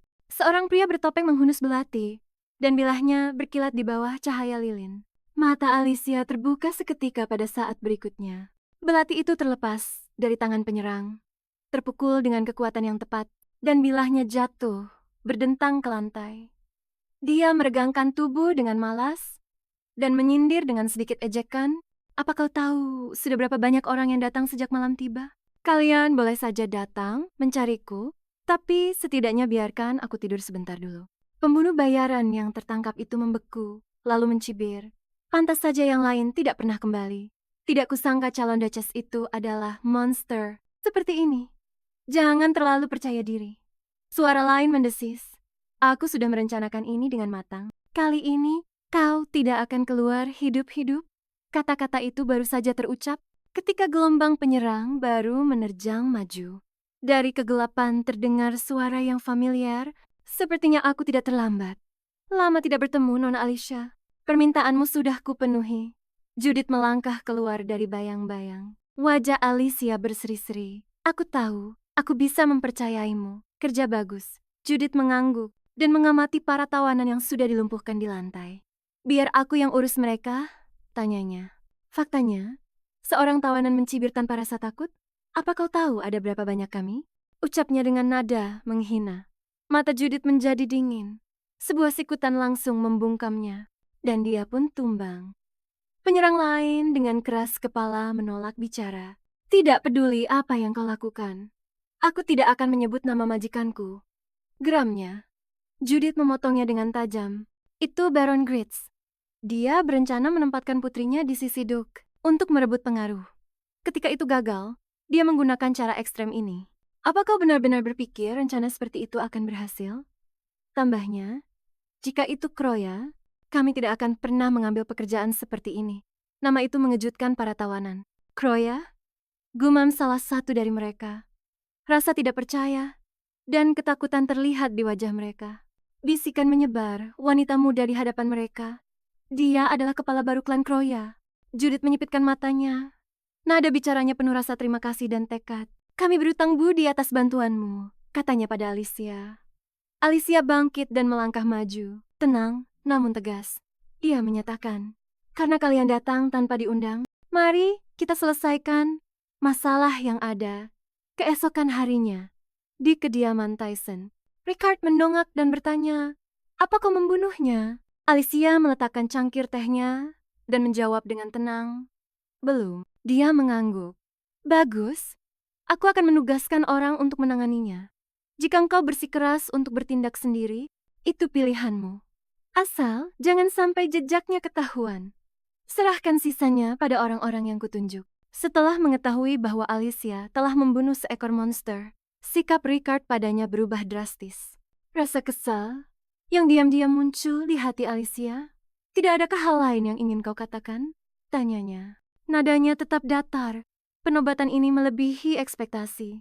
"Insiden seperti ini mungkin akan terjadi lagi. Gunakan kesempatan ini untuk memperkuat pertahanan Istana Lilai." Alicia menyadari dengan sedikit rasa dingin bahwa hal-hal seperti itu adalah rutinitas bagi Richard, meskipun Kaisar tampaknya selalu mengawasi saudaranya. Kehidupan Ricard sepertinya dijalani di bawah pengawasan dan tekanan terus-menerus. Alicia menghela napas pelan.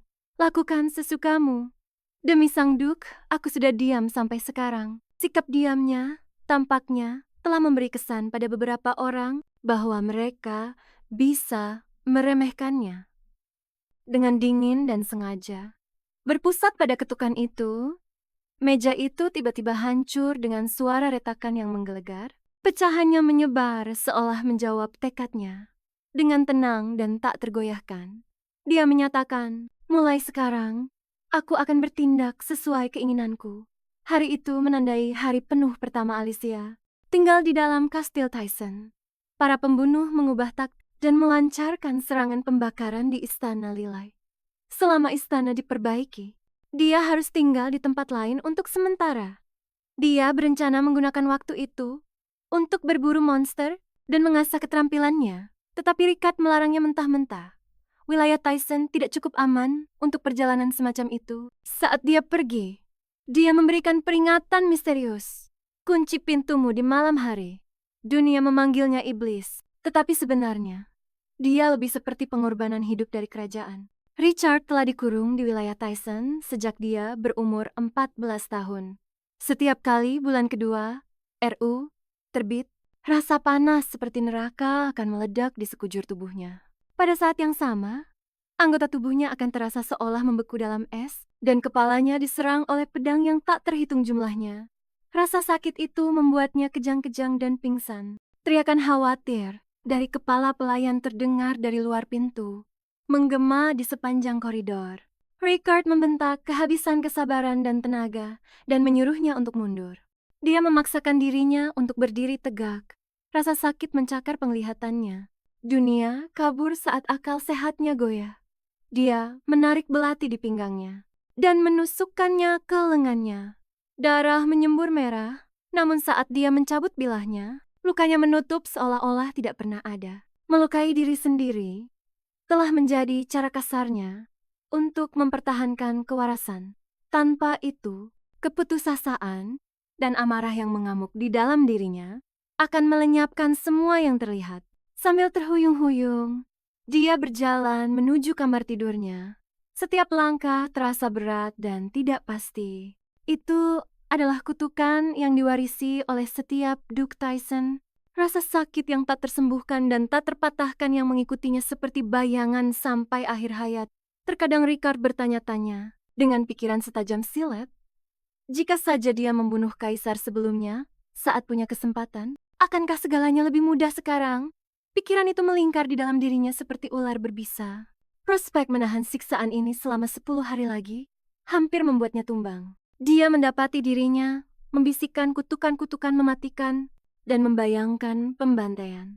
Namun, sisa-sisa akal sehat terakhir terus menariknya kembali. Setiap tahun di musim ini, dia mengunci diri, menjauhkan semua orang. Hari-hari yang tak tertahankan pun berlalu dalam putaran rasa sakit dan perlawanan yang lambat. Keesokan paginya, Alicia mendengar desas-desus bahwa Ricard jatuh sakit dan dia bingung. Bagaimana bisa pria yang dijuluki iblis, yang katanya tetap berdiri di medan perang, sehari setelah tertusuk, tiba-tiba jatuh sakit? Lebih buruk lagi, reaksi seisi rumah anehnya tenang, tidak ada urgensi, dan tidak ada tabib yang muncul. Curiga, dia meminta untuk menemuinya, dan ajudan itu tidak melarang maupun memprotesnya. Sebaliknya, dia menawarkan untuk mengantarnya ke kamar Ricard. Kamar Ricard tampak kosong dan sunyi, tidak ada satupun pelayan atau penjaga yang terlihat di sepanjang jalan. Wajahnya pucat pasi dan tampak sakit, napasnya tersengal-sengal, seolah-olah dia baru saja diangkat dari air. Alicia mengeluarkan sapu tangan dan menyeka keringat dingin dari dahinya. Tiba-tiba, dia teringat bahwa gejala yang sama juga muncul saat pertama kali mereka bertemu. Meniru momen sebelumnya itu, dia meraih tangannya dengan lembut. Bisakah sebuah sentuhan benar-benar meredakan rasa sakitnya? Jika iya, mengapa dia mengusir semua orang? Larut malam itu Ricard dengan goyah terhuyung-huyung ke pintu Alicia dan berdiri di kaki tempat tidurnya. Dia membuka matanya dari tidurnya. Yang mulia, gumamnya. Suaranya serak, nyaris memohon. Maafkan aku, Alicia. Aku tahu ini akan membuatmu bingung. Tolong, aku mohon padamu. Alicia terlonjak kaget. Ricard tiba-tiba meraih tangannya dan memohon, tolong, jangan lepaskan. Dia menatapnya, bingung. Wajahnya tampak seperti akan menangis. Sesaat kemudian, dia menjadi lemas dan ambruk ke dalam pelukannya. Alicia tertegun. Yang mulia Duke telah jatuh ke dalam dekapannya, dan dia tidak membiarkan tangannya terlepas. Tubuhnya dingin luar biasa. Sinar matahari pagi menyelinap masuk melalui jendela. Ricard menatap Alicia dalam diam. Untuk pertama kalinya dalam 14 tahun, rasa sakit yang menyiksanya benar-benar diredakan oleh sentuhannya. Dia tidak bisa mengingat semua kejadian malam sebelumnya, tetapi ingatan akan tangannya yang menggenggam erat dan nyala api perapian yang masih menyala memberinya petunjuk. Sejak pertemuan pertama mereka, dia sudah tahu bahwa setiap kali Alicia menyentuhnya, rasa sakit yang luar biasa itu mereda. Dia tahu hal ini dan sengaja menghindarinya. Namun sekarang, dia tidak bisa lagi melawannya. Dia adalah satu-satunya keselamatannya. Ricard mengusapkan punggung tangannya dengan lembut di pipinya. Alis Alicia berkedut, terkejut, dia buru-buru menarik tangannya. Tak lama kemudian dia terbangun. Dia hampir tidak tidur semalaman. Rasa khawatir menyelimutinya. Dia langsung teringat pada Ricard. Suaranya terdengar dari sampingnya, kini lebih lembut. Tidak apa-apa melepaskannya untuk sementara waktu. Dia memberinya senyuman lelah yang jarang terlihat. Apakah kau ingin beristirahat lebih lama lagi? Kekhawatiran Alicia masih tersisa. Apakah Anda sudah lebih baik sekarang? Tanyanya. Dia menggenggam tangannya lagi. Seharusnya aku yang bertanya, apakah kau baik-baik saja? Dia tertawa ringan. Suaranya terdengar ceria. Aku baik-baik saja. Ricard terdiam sejenak, lalu tiba-tiba berbicara. Aku tahu kau pasti berpikir aku sangat aneh sekarang. Alicia menggelengkan kepalanya. Tidak, Yang Mulia. Bukan aneh, lebih ke penasaran. Maukah Anda memberitahuku apa yang terjadi? Mata Ricard meredup, tapi dia menjawab perlahan. Baiklah. Tapi kau harus berjanji padaku untuk tidak memberitahu siapapun. Aku tidak tahu penyebab pastinya, tapi aku terikat pada tempat ini. Jika aku meninggalkan Tyson, aku tidak akan bisa bertahan hidup. Apakah kau ingat pertemuan pertama kita? Dulu, itu hanyalah pertanda ringan. Sekarang, ini adalah musim terburuk dari kutukanku. Melihat kekhawatirannya, Ricard berhasil tersenyum. Jangan terlihat begitu resah. Aku sudah bertemu seseorang yang bisa mengubah segalanya. Mata Alicia melebar. Siapa? Saat Ricard tersenyum padanya, dia baru sadar. Mungkinkah orang itu adalah aku? Dia menyingkirkan senyumnya. Suaranya menjadi serius, seperti tawaran yang kau sebutkan sebelumnya. Aku harap kau mau menerima permintaanku. Dia berhenti sejenak, lalu menambahkan, saat aku jatuh sakit di Tyson, tolong genggam tanganku. Apapun yang kau inginkan, selama itu bukan tahta, akan aku kabulkan. Aku sendiri tidak terlalu peduli, tapi konflik terbuka dengan pihak kerajaan akan merepotkan. Alicia merasa ini tidak masuk akal. Apakah gelar bangsawan adalah barang murahan yang bisa ditawar di pinggir jalan? Jadi, selama aku menggenggam tanganmu, permintaan apapun akan dikabulkan? Tanyanya. Tentu saja, jawabnya. Mulailah dengan set safir Istana Lilis. Richard mengangkat alis. Hanya itu? Sebenarnya itu sudah menjadi milikmu. Jika kau menginginkan hak permanen atas istana itu, aku bisa langsung menyerahkannya padamu. Alicia baru saja akan berpikir bahwa tawaran ini terlalu mudah saat nada bicaranya berubah Ada satu syarat lagi. Hatinya mencelos. Apa itu? Nell tidak boleh membiarkan siapapun tahu, terutama keluarga kerajaan. Bukankah mereka keluargamu? Tanyanya, bingung. Ricard melepaskan tangannya.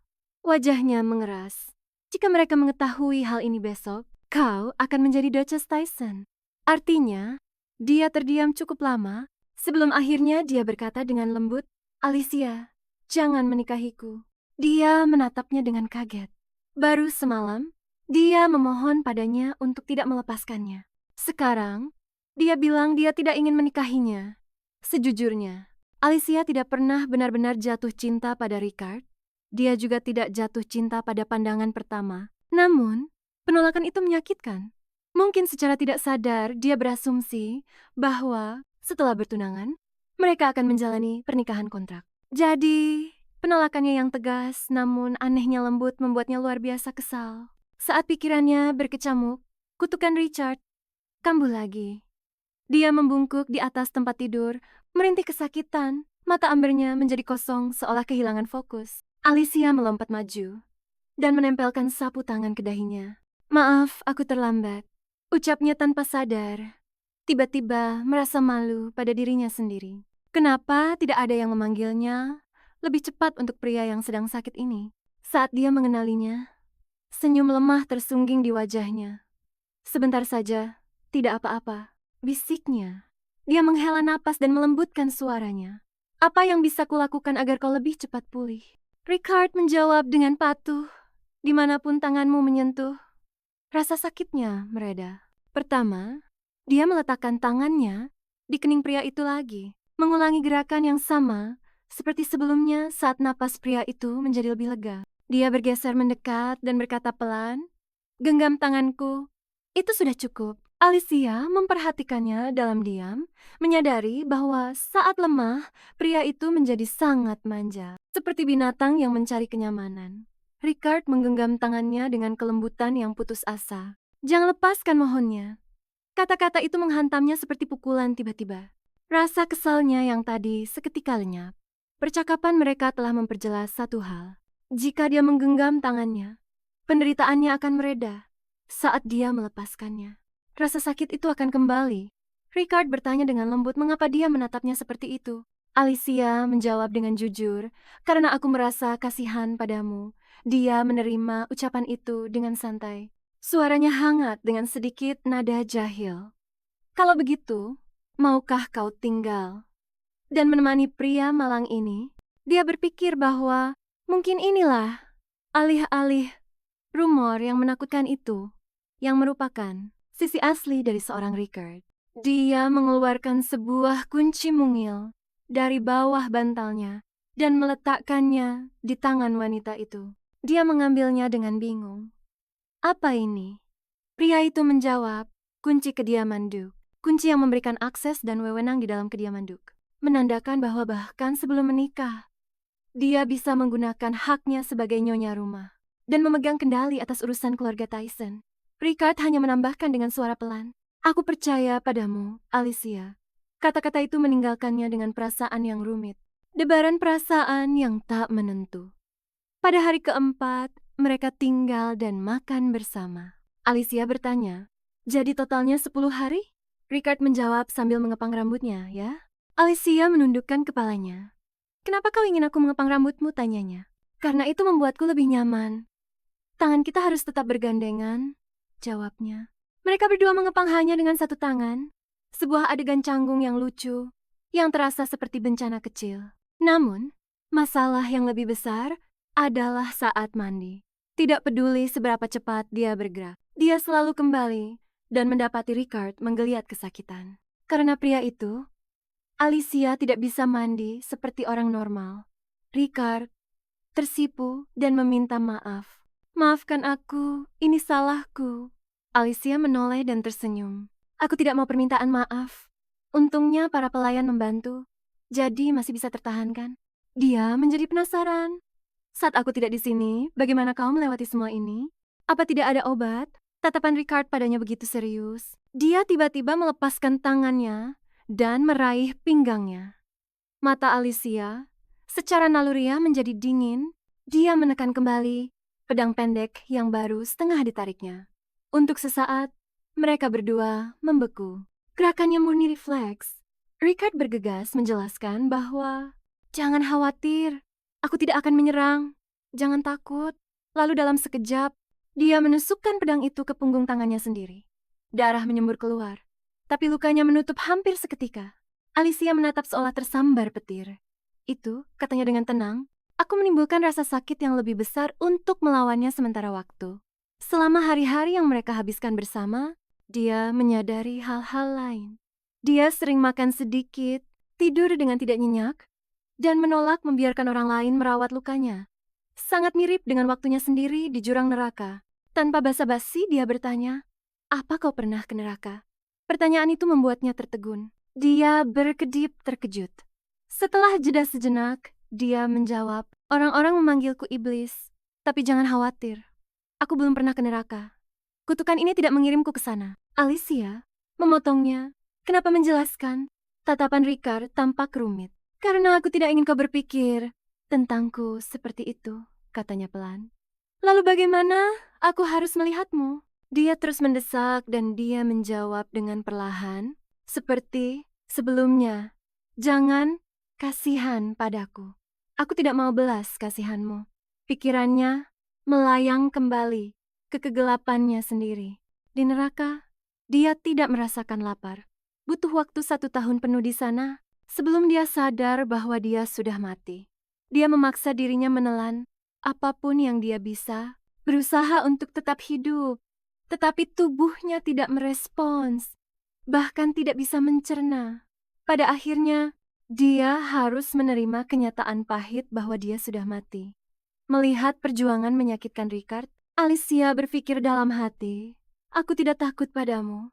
Hanya kau mengingatkanku pada seseorang." Sejak hari itu, Alicia mulai meminta bantuan-bantuan kecil pada Richard. Hal-hal sederhana seperti makan bersama. Setiap kali dia ragu-ragu, dia akan setengah bercanda, setengah mengancam. "Kau berjanji akan melakukan apa saja jika aku memegang tanganmu. Haruskah aku melamarmu sekarang?" Mendengar kata pernikahan, Ricard terkejut dan langsung duduk tegak lalu berkata dengan patuh, "Kalau begitu aku akan makan." Dia gemetar saat mengangkat sendoknya. "Yang mulia, apakah makan membuatmu kesakitan?" godanya. "Tidak, aku menggunakan tangan kanan," jawabnya. Dia tertawa dan berkata, "Kalau begitu, duduklah di sampingku." Karena tidak lagi bersikeras untuk berpisah, mereka perlahan-lahan menemukan ritme yang nyaman. Momen-momen kecil dalam rumah tangga melembutkan hari-hari mereka. Ricard memberitahunya banyak hal tentang domain Tyson dan urusan istana. Saat siklus kutukan mendekati akhirnya, sebuah pesan mendesak tiba dari istana. Sang kaisar berniat untuk membawa selirnya ke dalam istana untuk melahirkan. Ayah dari selir itu adalah Markis Menas, saingan politik utama Ricard. Menas memimpin faksi yang setia kepada mendiang kaisar dan menentang Ricard. Jika putrinya melahirkan seorang pewaris kekaisaran di dalam istana, keseimbangan kekuasaan yang rapuh akan hancur. Jika sang selir melahirkan seorang penerus di dalam istana, pergeseran yang diakibatkannya akan secara fundamental mengubah lanskap politik kekaisaran keesokan paginya.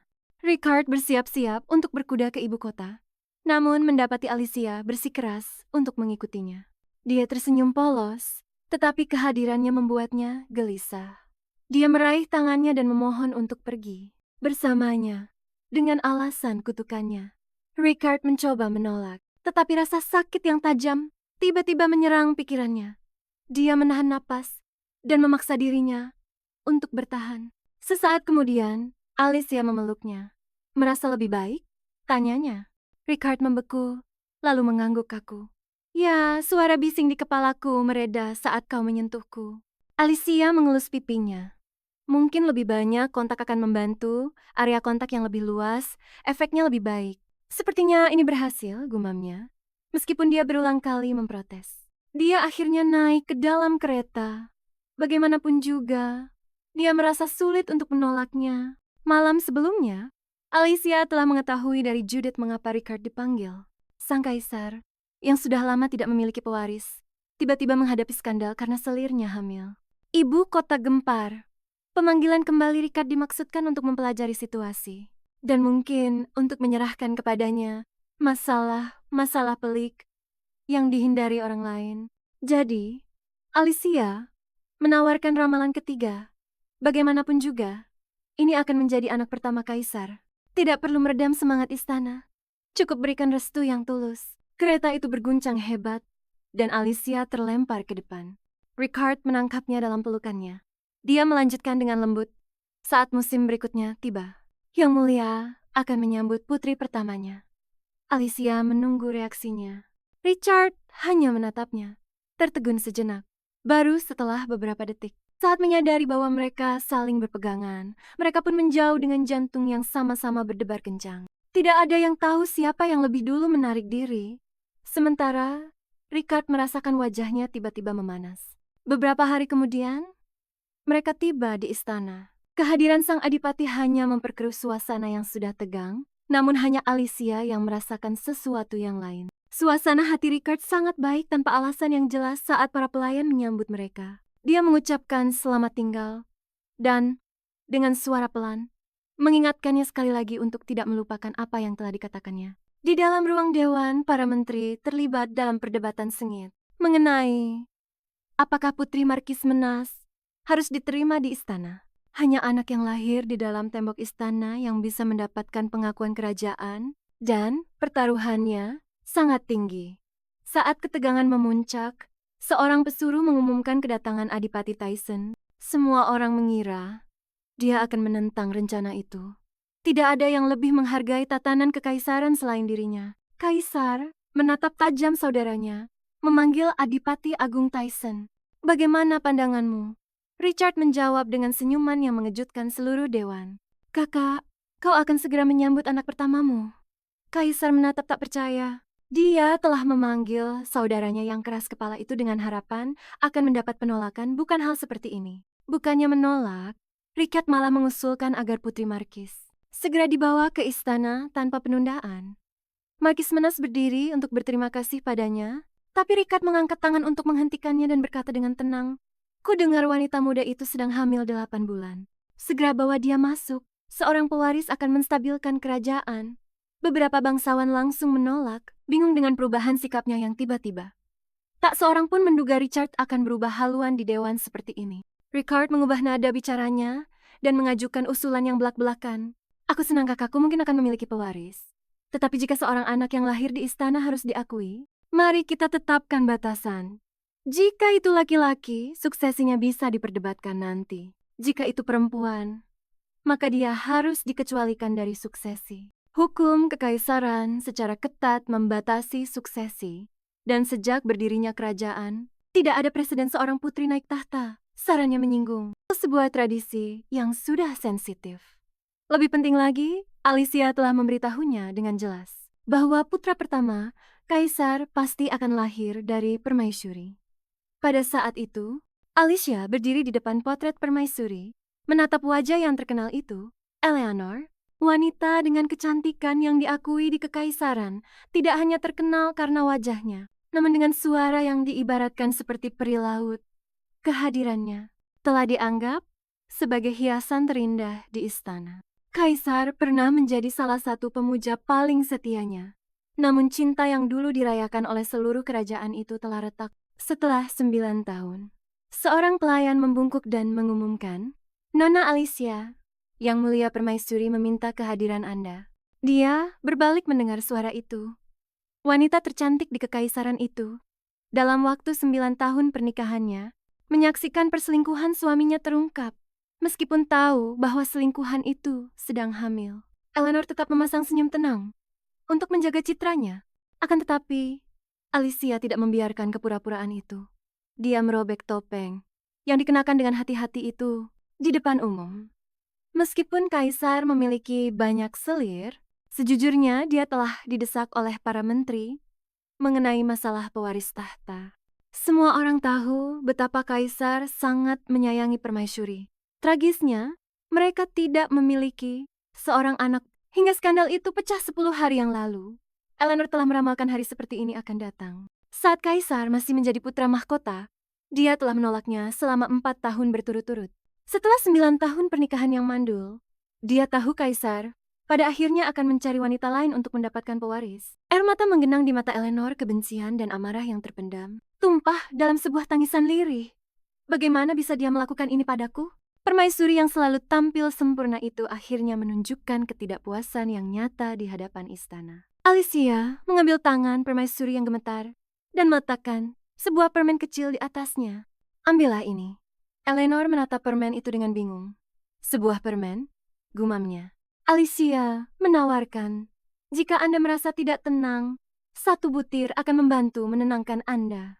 Yang mengejutkan semua orang, Eleanor menuruti dan memakan permen itu. Tindakan kecil yang aneh itu menenangkannya. Dia menenangkan dirinya, menatap mata Alicia dan bertanya dengan suara pelan. Nona Alicia, mengapa Anda datang ke sini? Dia tahu bahwa meskipun ada lika-liku di depan, putra mahkota pada akhirnya akan lahir dari permaisuri. Namun kekhawatiran itu memakan korban. Permaisuri jatuh sakit parah karena penyakit jantung, dan setelah itu jarang muncul di depan umum. Alicia tidak tega melihatnya meredup.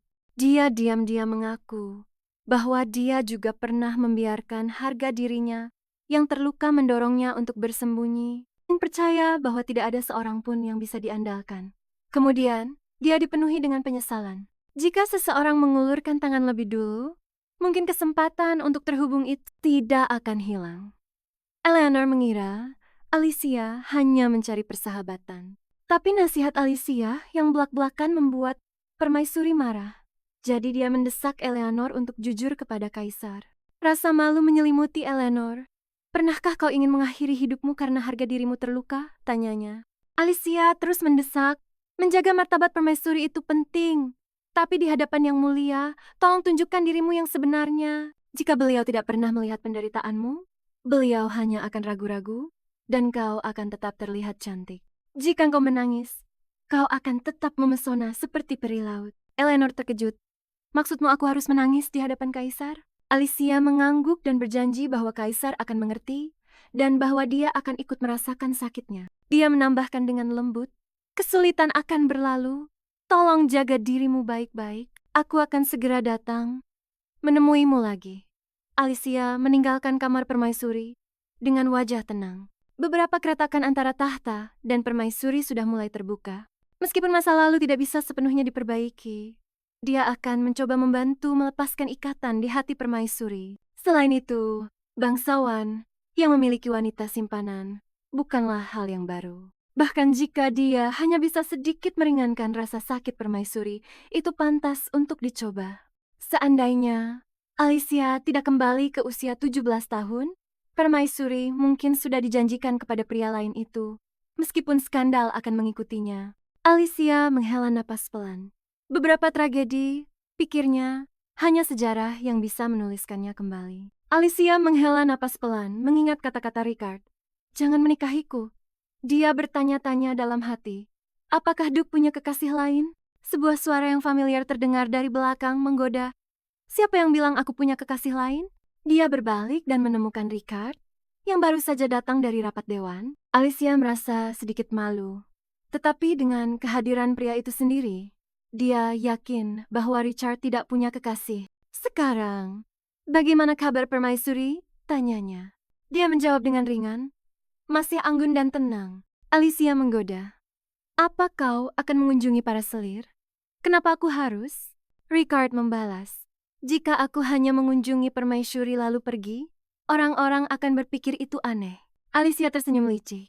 Aku tidak perlu mencari muka pada para selir. Kepercayaan dirinya membuat bibir Richard membentuk senyuman.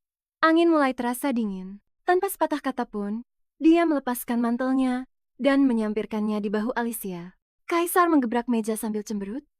Kalian berdua ini apa? Pasangan penipu? Richard tetap tidak terganggu. Dia mengangkat cangkir tehnya, menyesapnya perlahan, dan menjawab dengan tenang. Sang kaisar menggebrak meja sambil merengut. Apa kalian berdua ini sepasang penipu? Richard tetap tidak terpengaruh. Ia mengangkat cangkir tehnya, menyesapnya perlahan, dan menjawab dengan nada datar. Aku tidak menikah. Tapi kau punya tunangan, sahut kaisar dengan tajam. Pertunangan bukanlah pernikahan, kata Richard datar. Nada suara kaisar menjadi mendesak. Tunanganmu mengunjungi permaisuri Eleanor setiap hari. Dan sepertinya terlalu menyukainya. Itu mencurigakan. Ku dengar dia hanya memberi permaisuri beberapa permen, dan sekarang Yang Mulia sangat menyukainya. Richard mengangkat pandangannya. Dan apa yang salah dengan itu? Sebenarnya, Kaisar hampir kehilangan akal sehatnya. Segala sesuatu tentang adiknya akhir-akhir ini terasa aneh.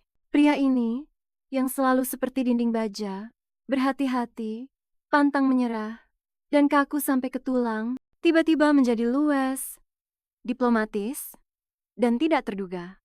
Dia yakin Alicia, sang tunangan, adalah penyebab semua ini. Di permukaan, Alicia tampak tidak berbeda dari wanita bangsawan lainnya. Namun dalam caranya memperlakukan permaisuri dan para selir, dia berbeda dari mereka semua.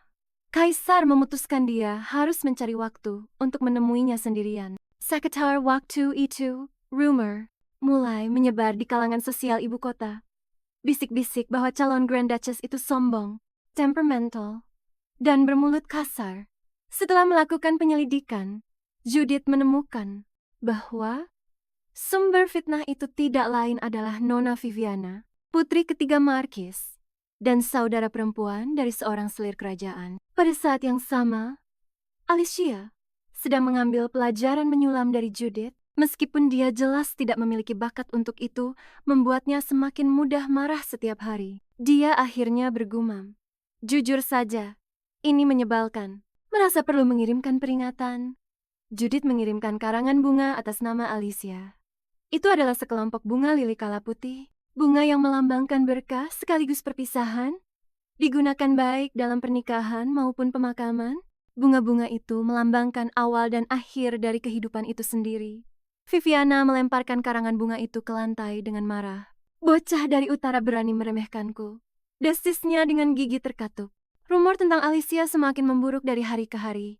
Kemanapun dia pergi, orang-orang menatapnya dengan mata penasaran dan menghakimi. Meskipun dia pura-pura tidak peduli. Desas-desus yang terus-menerus berdengung terasa seperti lalat di telinganya, mengganggu dan tanpa henti. Tiba-tiba, terdengar suara isak tangis samar dari dekat. Karena penasaran, Alicia mencondongkan tubuh lebih dekat. Aku benar-benar ingin menjadi temannya. Sebuah suara merintih. Tapi dia bahkan tidak mau melihatku. Tunggu, apa mereka membicarakannya? Pelayan yang membimbingnya menegang dengan gugup mengonfirmasi kecurigaan Alicia. Jadi, dia benar-benar bintang utama dari drama kecil ini. Setelah mendengarkan sejenak, dia mengenali suara itu. Itu adalah suara Viviana. Semua omong kosong ini, hanya karena dia tidak mengunjungi selir itu, keluarga itu menempel padanya seperti kotoran. Ayo pergi, ucap Alicia dengan tenang sambil berbalik. Menghadapi mereka sekarang hanya akan membuatnya terlihat sama bodohnya. Tepat saat Alicia hendak pergi, gadis itu mulai berbicara lagi. Dia menarik napas dalam-dalam, berusaha menenangkan niat membunuh yang melonjak dalam dirinya. Ini bukan neraka. Dia mengingatkan dirinya sendiri, kau harus tetap bisa mengendalikan diri. Tetap tenang. Tetapi kata-kata Viviana selanjutnya menyulut amarah yang selama ini ditahan Alicia. Dia menghentikanku dan menampar wajahku. Sebuah suara retakan keras terdengar. Saat dinding di sampingnya retak, debu berjatuhan dari retakan itu. Sialan dengan menahan diri. Persetan dengan itu, pikirnya dengan dingin. Dia tidak akan membunuh, tetapi Viviana akan membayarnya. Suaranya terdengar membelah udara, sedingin es. Kau bilang aku menamparmu. Viviana, yang masih berpura-pura menangis, membeku saat dia mendengar suara sedingin es itu. Dia berbalik dengan panik. Dan saat dia melihat siapa orang itu, Alicia, pupil matanya mengecil, tetapi dia dengan cepat memaksakan senyum sombong. Nona Alicia. Sebelum dia bisa selesai, sebuah tamparan keras menggema di seluruh aula. Tangan Alicia sudah menampar wajahnya. Viviana terhuyung ke belakang dan jatuh ke lantai. Pipinya membengkak menjadi merah padam. Tatapan Alicia dingin, nadanya tenang, namun menusuk. Aku biasanya mengabaikan gosip tak berdasar, tetapi yang baru saja ku dengar itu benar-benar konyol. Oh, dan ngomong-ngomong, dia sedikit membungkuk, suaranya rendah, dan hampir terdengar manis. Tamparan itu, aku hanya menggunakan sekitar 10% dari kekuatanku. Sekarang bangunlah, Nona Viviana. Karena kali ini aku tidak akan menahan diri.